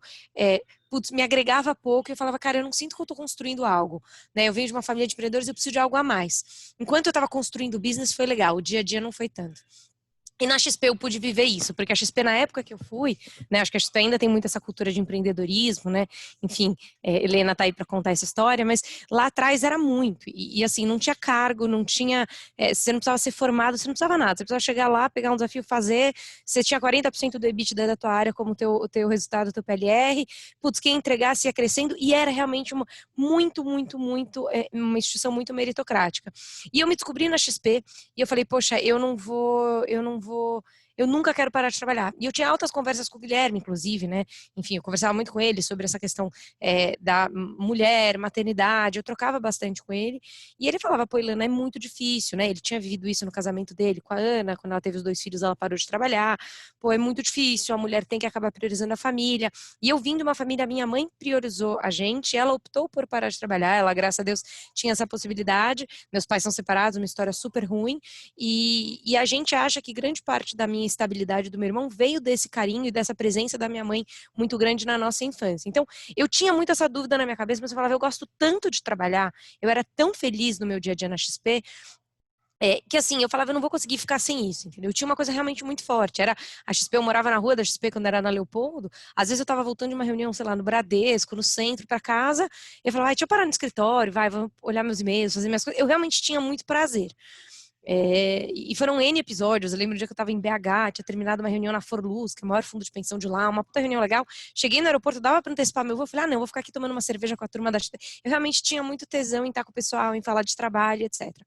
E eu lembro que eu li, logo depois que eu casei, eu li esse livro, que é o Faça Acontecer, da Sheryl Sandberg, chama Lean In, em inglês, e é um livro que eu estou relendo agora, eu recomendo para todas as mulheres que o leiam, porque ela fala muito isso, como a gente começa a se tirar do jogo antes da gente sair do jogo. Né? Então ela fala, quando a mulher já pensa em engravidar, a mulher nem vai pedir para o chefe uma eventual promoção ou para pegar uma vaga numa outra área que ela quer. Sendo que assim, ela já está pensando, ela ainda tem o tempo para conseguir, os 9 meses de gestação, e você nem sabe como vai ser você no pós-parto. Então eu falava, isso não vai acontecer comigo, isso não vai acontecer comigo. Bom, a vida trouxe algumas coincidências. No final de 2015, o Patrick, que era meu chefe lá na XP, ele era o CEO da Asset, saiu, eu era muito próxima dele, acabou que ficou uma situação ruim para mim lá dentro, teve uma briga política muito grande com uma pessoa que eu realmente, muito antiética lá, que depois foi mandada embora, etc. Mas eu falei, pô, eu não quero vender minha alma ao diabo, né? Eu sabia que eu estava deixando muita grana na mesa, né? Acho que todo mundo acompanhou aí o sucesso, trajetória da XP, eu tinha uma participação bacana, e assim, eu sabia que era a porrada da minha vida, mas eu nunca consegui trabalhar só por dinheiro, graças a Deus eu tenho essa possibilidade, e eu falei, eu não vou passar um dia sem estar feliz. E eu já queria engravidar, então eu acabei engravidando, falei, é o momento de sair, a gente entendeu tanto eu quanto eles que não fazia sentido continuar, e eu falei, pô, eu vou ser mãe, então eu vou tirar isso pra ser mãe, vou ser feliz, vou focar nisso, vou focar na maternidade. A gravidez foi ótima, fui pra Harvard, comecei meu mestrado, etc. Mas, gente, depois que minha filha nasceu, eu falei, fudeu, eu não gosto disso. E eu demorei muito para admitir para mim mesma que eu não gostava disso. E era muito difícil. Porque eu lembrava meu dia a dia de XP e eu chorava de saudades. Porque eu falava assim, gente, eu não sou feliz aqui no parquinho do prédio brincando com ela à tarde. Só que era muito esquisito, porque as pessoas me olhavam e falavam, nossa, que delícia, você é só mãe. Eu falava, gente, tipo, eu não gosto. Só que eu não conseguia admitir, seja pela pressão da minha mãe, seja por uma pressão interna minha. E eu demorei muito tempo. E ao mesmo tempo que eu vivi na XP foi muito grandioso, porque a XP construiu uma história muito legal. Eu tinha muita autonomia, tinha acesso direto, ia em jantar do board, eu participava de muita coisa porque eu era muito cara de pau, então eu acho que diferente, o livro até fala que as mulheres tendem a ser menos cara de pau, e eu era cara de pau, eu fazia jantar com quem se quisesse, Guilherme, Júlia, etc, mas eu era cara de pau e eu falava, pô, meu marido sempre me apoiou, nunca teve nenhum incômodo. Então eu fui, mas eu fui tão feliz na XP que tudo que aparecia me parecia prêmio de consolação. E eu falava, eu não quero voltar a trabalhar e deixar minha filha. Mas assim, foi uma história sendo construída, até que um belo dia a história começou, eu conheci uma pessoa, essa pessoa estava com interesse de montar um negócio, eu falei, poxa, eu quero te conectar então com o Patrick, que é, a pessoa mais brilhante que eu trabalhei. O Patrick era um cara muito relevante na XP, era tipo meio que um braço direito aí do Guilherme, um cara brilhante. Começamos, e aí começou a surgir um projeto, eu lembro, no dia seguinte, a gente foi jantar no mesmo dia, foi uma coisa meio maluca, porque eu tava exausta, a Maia tinha 7 meses, minha filha, a fase que mais mal dorme, assim, eu parecia a noite inteira, fui jantar, falei, não, vale a pena. E aí eu lembro que eu tava no sábado andando em Itu, no condomínio da minha mãe, com o Guga, meu marido e minha mãe, empurrando o carrinho da Maia, e eu comecei a contar pra ela, falei, mãe, imagina que animal, esse projeto com o Patrick é tipo um sonho. E o Guga, ele falou pra mim, ele falou, amor, nem se anima, porque assim, é difícil criar expectativa, a chance é muito baixa. E o negócio foi pra frente. Então, a gente começou a Vitro, eu estava grávida de 7 meses do Alex, meu segundo filho, que é super pertinho da primeira, e acabou que eu não sabia como eu ia participar, mas eu já tinha negociado uma participação, só que o Patrick falou, cara, eu quero você no projeto, de qualquer jeito, você vem pra cá. Só que eu estava muito destreinada, gente, eu fiquei um tempo sem trabalhar, assim, chegou, até eu contei pra Didi, chegou um dia que eu marquei uma reunião no BTG, que a menina falou, você não vem? Eu falei, gente, eu não tava nem olhando minha agenda. Então, parecia assim que eu tava destreinada de olhar minha rotina um dia antes, coisas que eu sempre fiz, que hoje eu voltei a fazer, mas naquele momento eu não lembrava. E a verdade é que eu ainda não sabia qual modelo eu queria para mim, porque eu tinha começado a curtir algumas coisas da maternidade, tinha o mestrado, bem ou mal, tinha um grupo de mães, tinha um monte de coisa que estava me entretendo, mas ainda assim não estava completa. Até que a Vitro a gente lançou a empresa, a gente, deu um monte de problema no lançamento, a gente estava num coworking, tinha um monte de gente da XP, que a gente não queria que também ouvisse o que a gente estava falando. A gente falou, pô, a gente precisa ir para algum lugar, resolvemos ir para casa do Jojo, meu sócio, depois fomos para um Regus que era na frente da minha casa. Então, entre as mamadas, eu comecei a ir lá. E isso eu comecei a gostar, até que do nada eu virei pro Patrick e falei, eu quero voltar a trabalhar. E assim, me bateu um estalo e não era o óbvio, porque eu falei, meu plano é, vou ficar 5 anos sem trabalhar, vou ter 3 filhos, eles vão crescer, eu sempre fui a pessoa do business plan certinho, vou fazer meu mestrado e não vou voltar a trabalhar agora porque eu quero poder me dedicar direito para o que eu vou fazer. Só que aquilo meio que brilhou meu olho e as coisas foram acontecendo. Então, assim, eu nunca achei que eu fosse dar conta de tudo, tá? Eu realmente não achava. Mas, assim, hoje eu tenho 3 filhos, né? Tive a Noa, minha terceira filha, agora ela nasceu, tem 17 dias. Eu faço meu mestrado, eu trabalho, eu estava tocando 2 áreas na Vitrio. As coisas vão acontecendo, as coisas vão dando certo. Então, assim, eu não sei como, mas a gente realmente tira forças, a gente realmente faz acontecer, mas o que eu acho mais importante é cada uma descobrir o que funciona melhor. Então, assim, eu tenho muito amigas que optaram por sair, inclusive amigas que eram advogadas de grandes escritórios, pô, eu quero ser mãe, e tá tudo bem. E tá tudo bem, se você tem essa possibilidade, não tem problema. E hoje a gente vai ter carreiras muito longas. Então, assim, ficar 5 anos parada, 7 anos parada, 3 anos parada, de verdade, não vai mudar nada. Putz, beleza, você deixou de ganhar uma porrada. Eu deixei de ganhar uma porrada na XP. Tomara que eu ganhe outra agora, mas assim, eu tenho 32 anos, tipo, as coisas vão acontecer no tempo.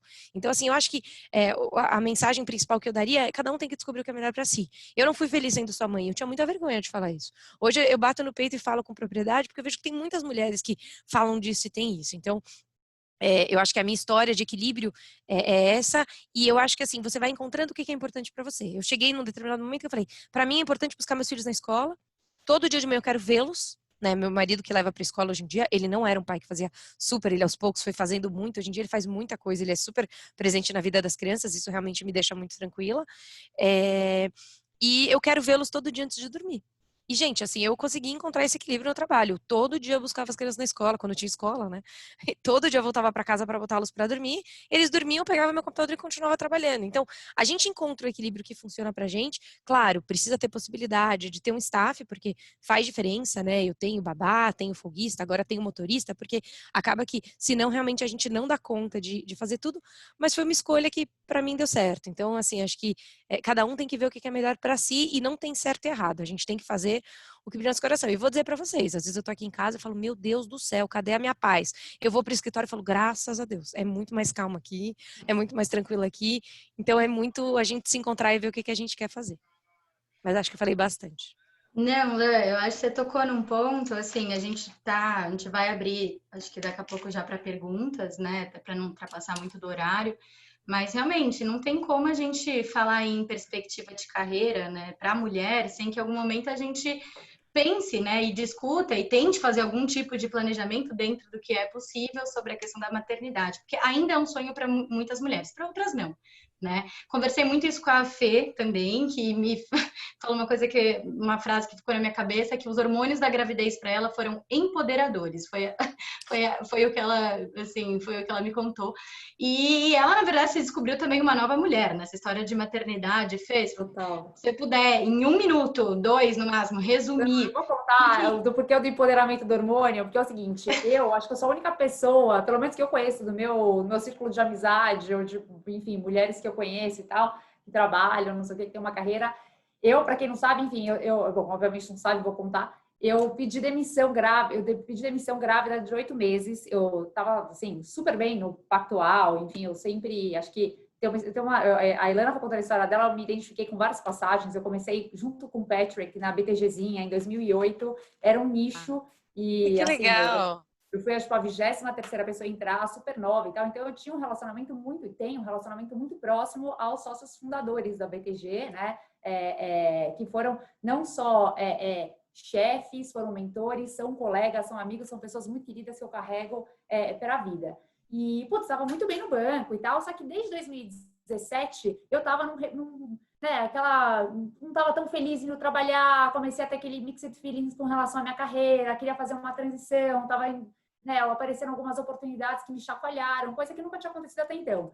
E aí, putz, comecei no processo de coach e, putz, terapia meio que focada, além do coach, uma terapia focada para o mundo profissional e tal, não sei o quê.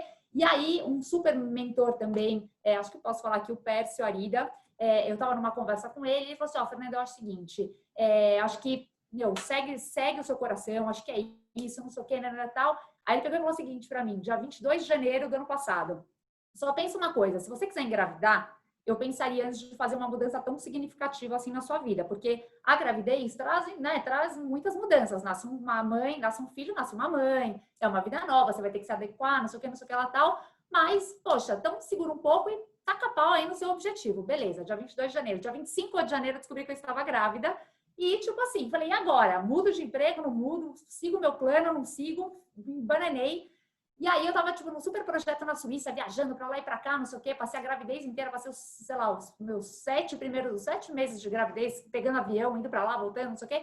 Eu falei, não, quer saber? Chega, eu vou pedir demissão. Cheguei pro Esteves, falei assim, ó, vou ter um papo aqui, eu comecei a falar, ele começou a não entender nada. Aí quando eu falei, ele falou assim, Fernanda, eu não vou nem conversar com você, sabe que seu hormônio da gravidez, de um jeito muito querido, que do jeito que eu vou falar parece machista, mas não é, super querido, porque seu hormônio de gravidez, eu não vou nem conversar com você, eu vou falar com seu marido, a gente é bem próximo, parece meu marido, então, falar com seu marido, eu não vou nem falar, você não tá bem. E aí foi um processo de, tipo, mais 3 meses ali, desde a primeira vez que eu conversei com ele e tal, até que, putz, falei, não, quer saber? Não estou feliz, não quero ter minha filha assim, já tem um projeto, tem um plano, tem uma oportunidade incrível aqui, eu vou dar um all-in, assim como a Ilana, eu também deixei uma participação significativa na mesa, tinha um vesting ali, então eu acabei perdendo uma parte disso, mas assim, fui atrás dos meus, óbvio que eu tinha um colchão que me permitiu tomar uma decisão arriscada dessa com uma filha, né, queria ser recém-nascida, que precisaria, obviamente, de todo um staff.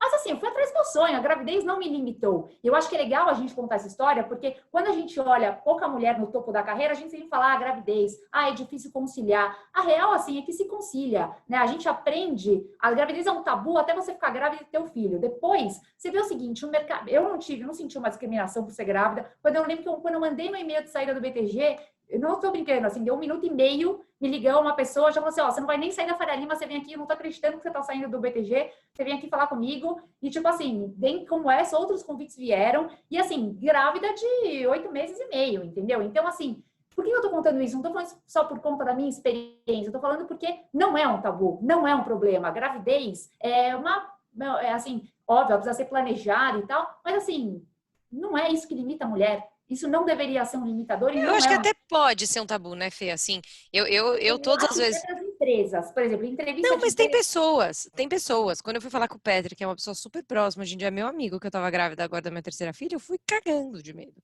Porque é tenso, assim, porque você vai se limitar, mas eu acho que também a forma como você lida, né? Então, assim, sei lá, eu imagino que você também. Eu trabalhei até o último dia da minha gravidez e não acontece nada. E eu tava na sala de parto, galera, hoje não vai dar para participar da reunião porque eu tô dando à luz. Então, acho que, assim, depende muito de como você lida.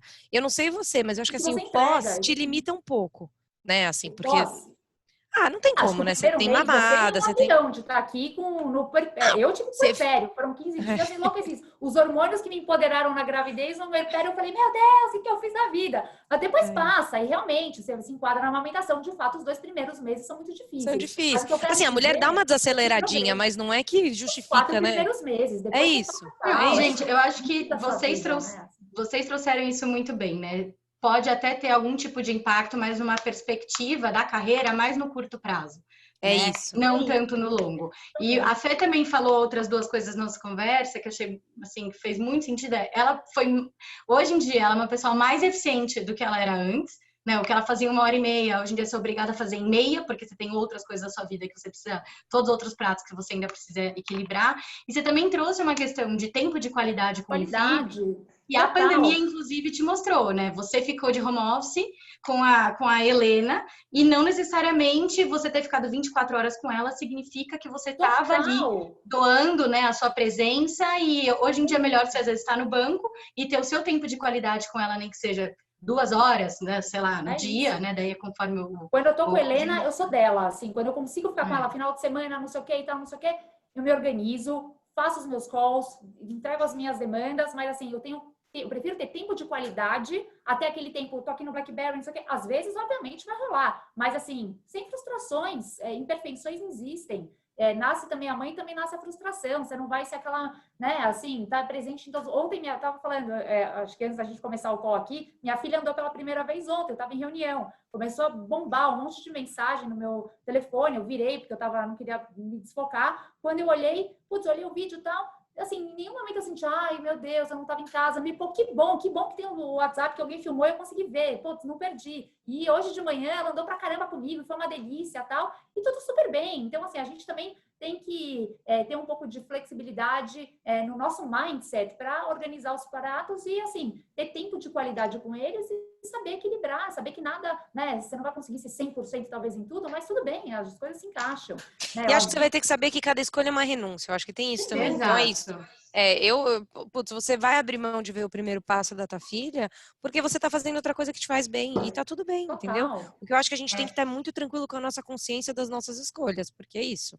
Não, você falou um ponto muito bom, Olã, também, é que, assim, acho que cada mulher tem que ver o que é melhor para ela. Você falou, tem amigas minhas que pararam e estão super felizes, eu também tenho, e isso aí, tudo super bem. Né? Não, e no fundo, muda, para né, mim foi gente? muito legal ter parado, porque eu consigo falar com muita tranquilidade que eu não fui feliz sendo sua mãe. Porque eu acho que se eu tivesse feito uma carreira contínua, eu nunca ia saber, ia ficar sempre essa pulga atrás da orelha. Ah, será que eu seria feliz? Porque você olha as mães levando para brincar no clube, à tarde, você fala, nossa, que sonho. Aí você vai levar, você vê que só tem babá.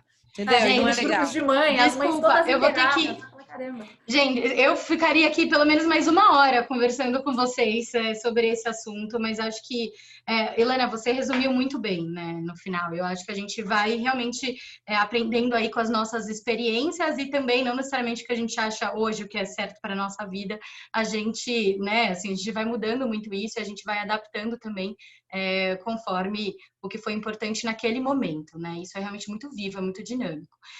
Eu queria aproveitar, a gente já está chegando no final, mas eu queria pelo menos dar aí abrir para perguntas, para quem tiver perguntas, tá? Se não tiverem, tem 1 ou 2 pimentinhas aqui para colocar nessa discussão para todas, mas gostaria de escutar um pouco também de quem está de ouvinte, se vocês querem perguntar alguma coisa, enfim, fiquem super à vontade para abrir aí o microfone e falar alguma coisa que vocês queiram, fazer qualquer pergunta. Se não tiverem, eu vou fazer perguntas, mas eu queria, assim, ter certeza de que não tem ninguém aí que queira fazer alguma pergunta específica. Talvez, se alguém tiver com vergonha também, pode colocar no chat. Isso, também, pode falar pelo chat. Tirar o mudo. Se a gente não... André, deixa eu falar uma coisa, eu não vou abrir minha câmera que tá bagunçada aqui em casa. Lógico. Então, deixa eu só falar a origem, a Camila mencionou a origem, mas eu acho que é bem importante, porque vocês falaram em mudança geracional e eu levei um susto no semestre passado. Eu estava dando aula, eu e a Elô, 2 professoras, aula de regulando criptoativos, 20 alunos, 3 meninas, 3 mulheres. Eu olhei aquela lista lá e, assim, incomodava ver uma sala com 3 meninas, não é o costume ali da GV. E aí, conversando com a Camila depois, ela falou, não queriam, elas se sentiam intimidadas. Eu nunca imaginei que isso aconteceria na escola, né? Não, essa matéria societária, mercado de capitais, sei lá, só tem professora nessa área e as meninas intimidadas a estarem numa disciplina dessa. Eu falei, não, alguma coisa está muito errado, eu nunca tinha percebido isso. A Fernanda está aqui, né? A Fernanda foi da primeira turma, outras de vocês, a Helena. Eu nunca imaginava que isso passava entre as alunas. Eu falei, não, vamos resolver essa história, vocês ficam falando entre vocês, com vocês, vamos abrir essa cabeça.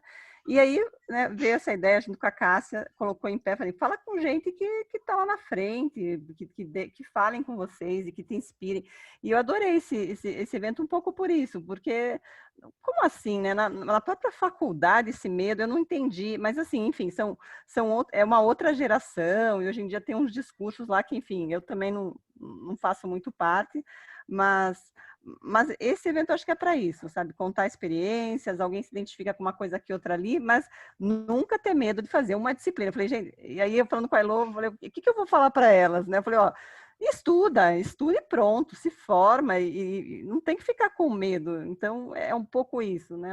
Que doido nisso, né? Você já vivencia isso no âmbito na acadêmico. Na faculdade eu nunca imaginei. Então, não é assim, medo de mercado financeiro, de mercado de capitais, que é isso? Nunca me passou na minha cabeça que tinha gente com esse medo. Então, eu acho que serviu muito. Muito obrigada a todas, assim, que estão aqui para falar isso, porque... pelo amor de Deus, né? Não de jeito nenhum.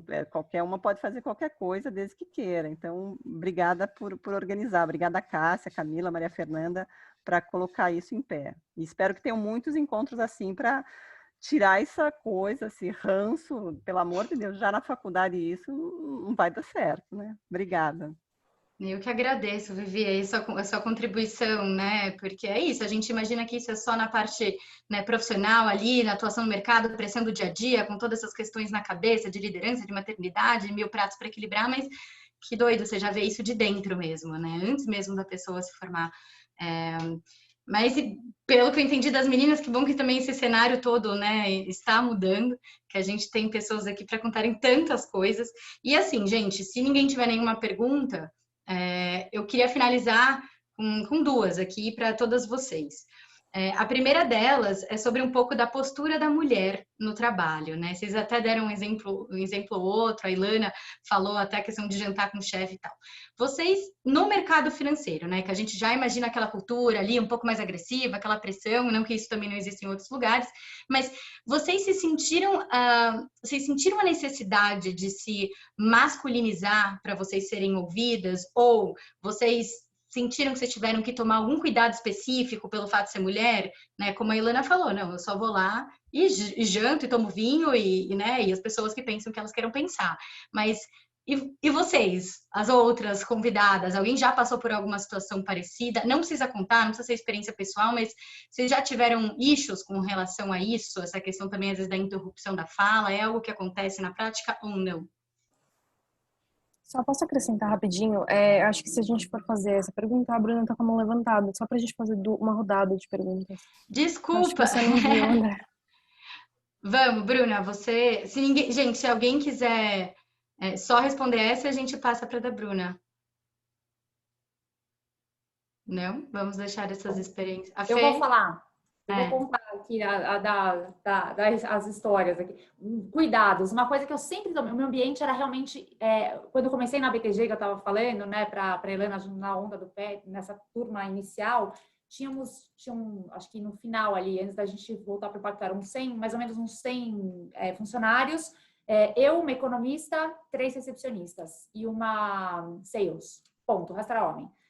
E o time com que eu trabalhava era 100% masculino, né, 100% homem ali. E, então, claramente, eu tomava muito cuidado com a minha postura. Eu nunca tive nenhum problema com os meninos com que eu trabalhava, zero, e a gente trabalhava muito junto, era M&A, varava a noite, não sei o que e tal. Mas alguns cuidados eu tomava.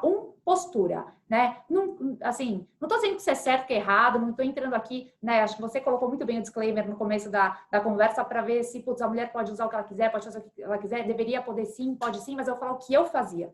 Então, eu tomava muito cuidado com a forma de me posicionar. Assim, me posicionava de forma dura, não masculinizada, mas era enfática. Isso acho que é um pouco da minha personalidade até. Mas, assim, no trato, eu não tomava muito cuidado para não encostar, sabe? Para não dar uma segunda intenção. Sempre fui arrumada, sempre ia arrumada. Isso nunca...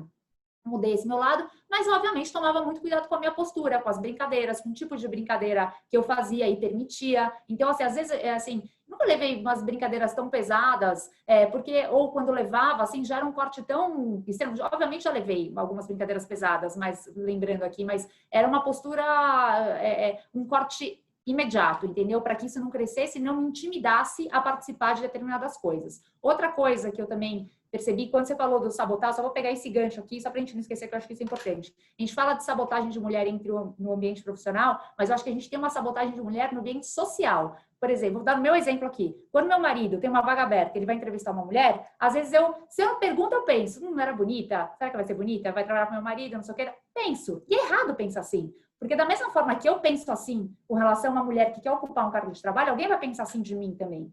Então, uma coisa que eu tomava cuidado também lá era, de certa forma, sempre conhecer, deixar as namoradas, as esposas, né, que me viam varando noite com os maridos, viajando junto para cima e para baixo, também deixarem, de certa forma, confortáveis comigo. Eu conheci as meninas, a Didi, né, a gente se conheceu assim, de certa forma. Então, assim, eu sempre procurei, de novo, ser zelosa nos relacionamentos. Eu acho que isso me ajudou muito.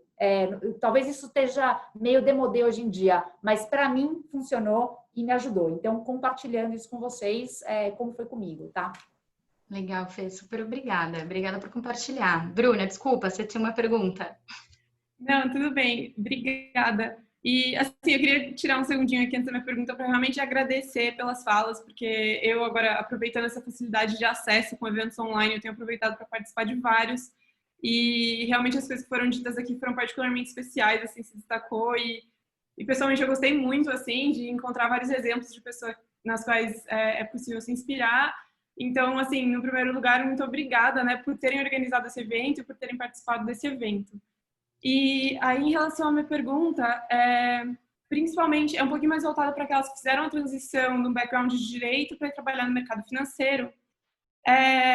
Eu tenho uma experiência própria e assim, o que eu sinto quando principalmente vou conversar sobre temas relacionados ao mercado financeiro, por muitas vezes ser uma área na qual eu fico um pouco receosa por vir do background de direito e não formar em administração, economia. Às vezes eu sinto que faltam alguns conhecimentos.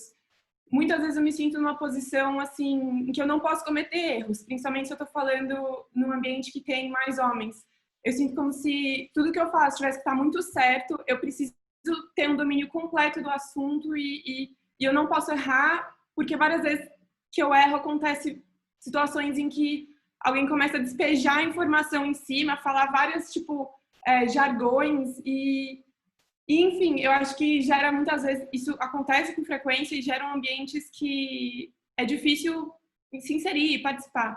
Então, minha pergunta é no sentido de se isso é algo que vocês encontraram também na carreira de vocês, principalmente quem fez essa transição e, eventualmente, como eu, sentiam no começo uma insegurança assim, em relação a fazer um shift de áreas temáticas, assim, né?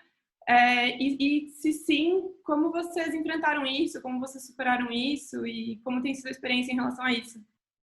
Obrigada. Posso comentar? Nossa, vários pontos, na verdade. Antes eu queria falar uma coisa do que a Vivi disse. Eu, na Wright, né, eram poucas pessoas. Então, eu entrei na sociedade em 2018. Aí, quando eu entrei na sociedade, eu comecei a participar de várias reuniões estratégicas. Eu entrevistava todo mundo para as vagas que tinham abertas. E uma coisa que eu percebi muito nas entrevistas. Quando a gente faz uma pergunta para a mulher, igual para o homem, tá? Mas era em geral, não era uma regra, tá? Tinha as exceções, mas em geral. E a mulher achava que não tinha propriedade naquele assunto, ela falava, olha, eu não tenho certeza, eu acho, eu faria isso. Os caras, gente, sim, com certeza, é assim mesmo. E às vezes eles falavam umas ladainhas, você falava, eu sei que não é certeza, mas eu vou fingir que eu tô acreditando em você. Eles se posicionavam com muito mais força em relação ao que eles sabiam. E as mulheres, elas ficavam até indo um pouco na linha do que a Bruna tá falando, meio receosas de dar certeza da propriedade no assunto, sabe? Então, assim, e gente, aí quando você via no grau de profundidade, de resposta, a mulher sabia muito mais que o cara, muitas vezes. Só que o cara, ele se posicionava de um jeito, eu sei. E a mulher, olha, eu não tenho certeza, Não era uma regra, tá? Tinha diferentes perfis, mas isso era muito comum. E como era a mesma pergunta para várias pessoas, para a mesma vaga, isso eu notei muito, isso me marcou muito. Eu falei, é de posicionamento. Então, até, Bruna, em relação a temas diferentes, eu sempre corri atrás para estudar, né? Então, quando eu não sabia, eu estudava até entender. Eu alugava, assim, o nosso gestor, eu falava, você vai me explicar esse item de estatística até eu sair, tá dando aula. Então, assim, quando eu sentia que eu tinha propriedade no assunto, eu me posicionava. Só que aí você pode se posicionar pelas beiradas também.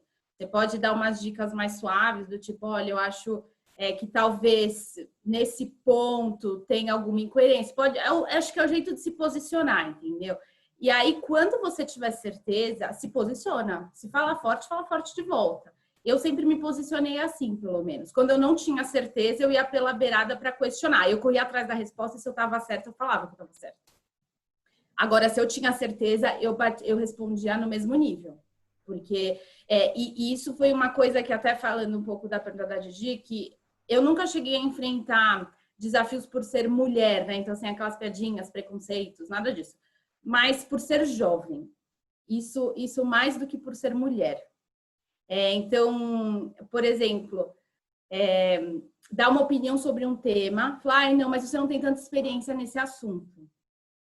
E aí, depois eu falava, cara, mas os outros concordaram com o que eu falei. Então, às vezes também você não ter essa experiência pode ser construtivo, porque você não tem os vieses de quem já trabalha com isso, já faz isso há muito tempo. Então, isso foi uma coisa que eu senti mais do que em relação a ser mulher. E eu acho que o que fez muita diferença para mim, né, agora, bom, é que na XP eu acabei de entrar, então nem dá para dar muito exemplo, apesar de estar numa diretoria comandada por uma mulher. É que na Wright tinha muita representatividade feminina, né? A principal sócia era mulher e ela era feminina, ela não era um homem. E eu acho que isso é muito importante. A Juliana Azevedo, que é a CEO da Unilever, uma palestra dela, ela chegou de saia, toda arrumada, cabelo lindo, maquiada. E ela falou assim, cara, eu não vou abrir mão de gostar de me arrumar, de gostar de me sentir bonita, porque esperam que eu tenha um posicionamento que nem os outros CEOs que sentam na mesa comigo. eu não vou me transformar em um homem só para eles me tratarem igual a eles. Eles têm que me tratar pelo que eu sou. Eu cheguei aqui pela minha competência, não pelo que eu pareço. E eu acho que é um pouco isso, sabe? Acho que você não tem que se transformar para ser do clube do bolinha. Você pode continuar sendo feminina e se posicionar forte. Você pode falar forte de saia, por que não, né? Então, esse é um pouco, assim, abordando um pouco os temas que vieram Helena, posso só fazer 2 pontos aqui, que é engraçado, porque eu já tive uma situação que eu falei alto e eu tinha muita convicção e eu tenho certeza do que eu falei e fui muito julgada por isso. Então, acho que assim, eu acho, e o livro da Sheryl fala sobre isso, eu acho que existe sim preconceito e esse preconceito começa desde pequeno. E eu até fiz um post outro dia sobre uma situação que aconteceu com a minha filha, que eu tava lendo o livro, tava andando na praia com meu marido e falei, olha, você já reparou como quando uma menina, criança, se posiciona como líder, falam que é mandona? E quando um menino faz isso, ninguém fala. Você nunca ouviu falar do menino, olha que mandãozinho. Nesse mesmo dia à noite, a gente sentou para comer pizza na minha casa de praia. Tava meu pai junto, a Maia, minha filha, chega e fala assim, vamos colocar esses talheres de cortar pizza do lado desse, do lado desse. Meu pai vira para ela, sim, mandoninha. Eu falei, caramba, isso tá muito enraizado. Ela não fez nada de mandona, ela teve uma atitude, sei lá, de liderança, de coordenação, you name it, entendeu? Não é uma líder fazendo isso, mas se um menino fizesse, ninguém ia chamar de mandão. Então, eu acho que tem sim algumas situações que a gente, por se posicionar de forma que não é esperada da gente, é vista com preconceito. E aí eu concordo com o que a Fernanda falou, é um preconceito da sociedade, não é nem um preconceito do trabalho, né? Então, eu acho que putz, tem. E aí outra coisa que a gente fala muito eu acho que a grande vantagem, isso na Goldman eles falavam muito, a Fê pode até contar mais, mas desde que eu comecei a trabalhar na Goldman, falava muito sobre ter mulheres, pela diversidade e tal. Acho que, no fundo, eles querem as mulheres também porque elas são diferentes, né? E principalmente por isso. Então, é isso, não é só questão da beleza, de se arrumar, etc., mas tem uma coisa de uma leveza, ou de uma inteligência emocional, de alguns skills, soft skills que os homens não têm. Então, quando você vai para uma cabeça de vou me masculinizar, será que é isso? Será que não querem, né, te dar mais relevância justamente por você ser mulher? Será que o valor não está justamente nessa complementariedade? Na diferença, né? exato. Então, assim, Eu acho que pelo que a Bruna falou, pelo que eu entendi, tem um pouco também dessa pressão, às vezes, do tipo, tá não sei o quê, aquela pressão, aquele calor para ou você dar uma resposta, ou do tipo, calor porque eventualmente falou alguma coisa errada e tal. Isso aí vai acontecer sempre. Assim, faz problema, bom, a não ser que o mercado vá mudando, né? Como a gente falou, a gente espera sempre, né? Um ambiente mais construtivo, mais colaborativo, mas eventualmente, né? Pressão sempre vai ter. E aí a gente vai aprendendo e vai tendo resiliência, né? Eu acho que a chave do negócio é resiliência, né? Então, bora aí, vai acontecer. E ter coragem, né? De se colocar, de questionar, de levantar a mão. É isso. Né? Eu acho que, assim, faltando essa questão de insegurança que a Bruna comentou no começo, é natural, e assim, eu via no banco no começo, vamos supor, se tinha uma reunião de time, você tinha 20 pessoas no time, 10 lugares à mesa, muitas vezes eu via as mulheres não sentando à mesa, sentando nas cadeiras mais ao fundo da sala. E não tinha, sabe, começava até num começo de não conseguir se posicionar nessas pequenas coisas. Então, se policiar para ter esse tipo de se posicionar mesmo, de aprender a ter coragem, de fazer certas perguntas que talvez homens não tenham, por ser um ambiente talvez que tenha mais homens que mulheres, não sei. Mas acho que essa insegurança faz parte. Acho que no processo seletivo, quando você parece que você não estava competindo em paridade de armas, porque você tá competindo para uma vaga de IB com pessoas que são de background de engenharia, administração, economia mais clássicos, e você, advogada, mulher, parece que você está duplamente para trás. E acho que isso, para mim, só me incentivou a estudar mais, conhecer mais e trazer as minhas fortalezas também, a minha complementaridade, por que eu poderia agregar com o time, o que eu tenho, que ponto de vista que eu posso mostrar na hora de resolução de um problema, que alguém que tem a mesma graduação, fez a mesma faculdade que a maioria do time, não ia conseguir trazer e ver a beleza nessa diversidade. Exatamente. A gente vai fazer uma colocação com relação ao medo do que a Bruna falou. Porque... Elô, você pode fazer em 1 minuto? Desculpa, gente, eu realmente vou precisar encerrar e também queria agradecer vocês.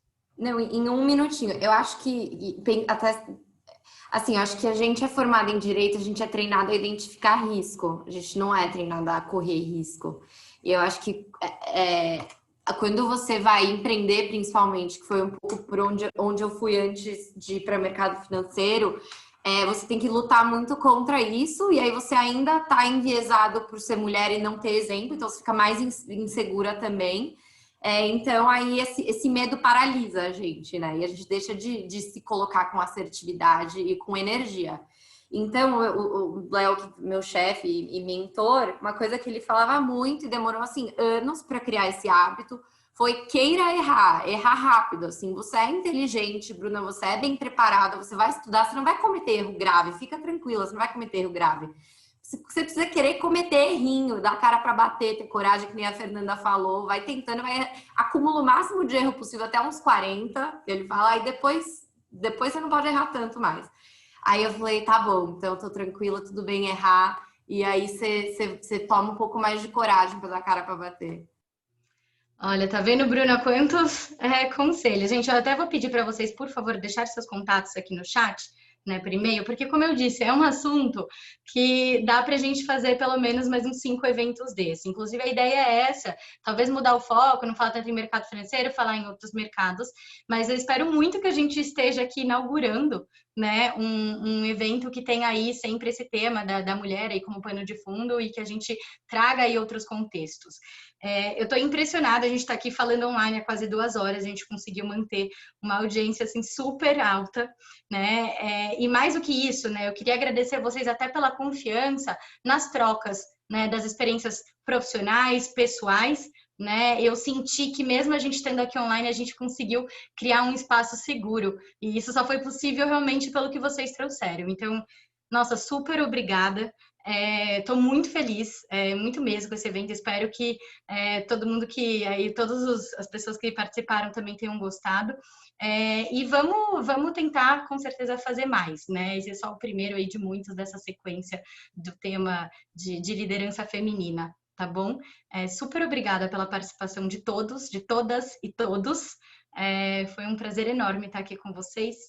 E uma super boa noite. Se vocês puderem colocar o contato de vocês no chat, acho que principalmente para quem está pensando nessa transição, vai ser super legal vocês continuarem esse papo aí, marcarem um café, aquela coisa, a mulherada sem medo, mandar e-mail mesmo, Cara tomar de café. pau.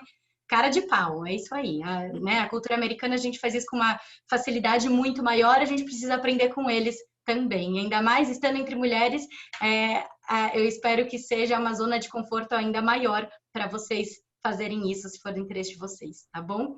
Super obrigada, boa noite para todos vocês. Super obrigada, Obrigada, pessoal. Didi. Obrigada. Boa noite, gente. Boa noite. Obrigada, meninas. Obrigada. Tchau, tchau.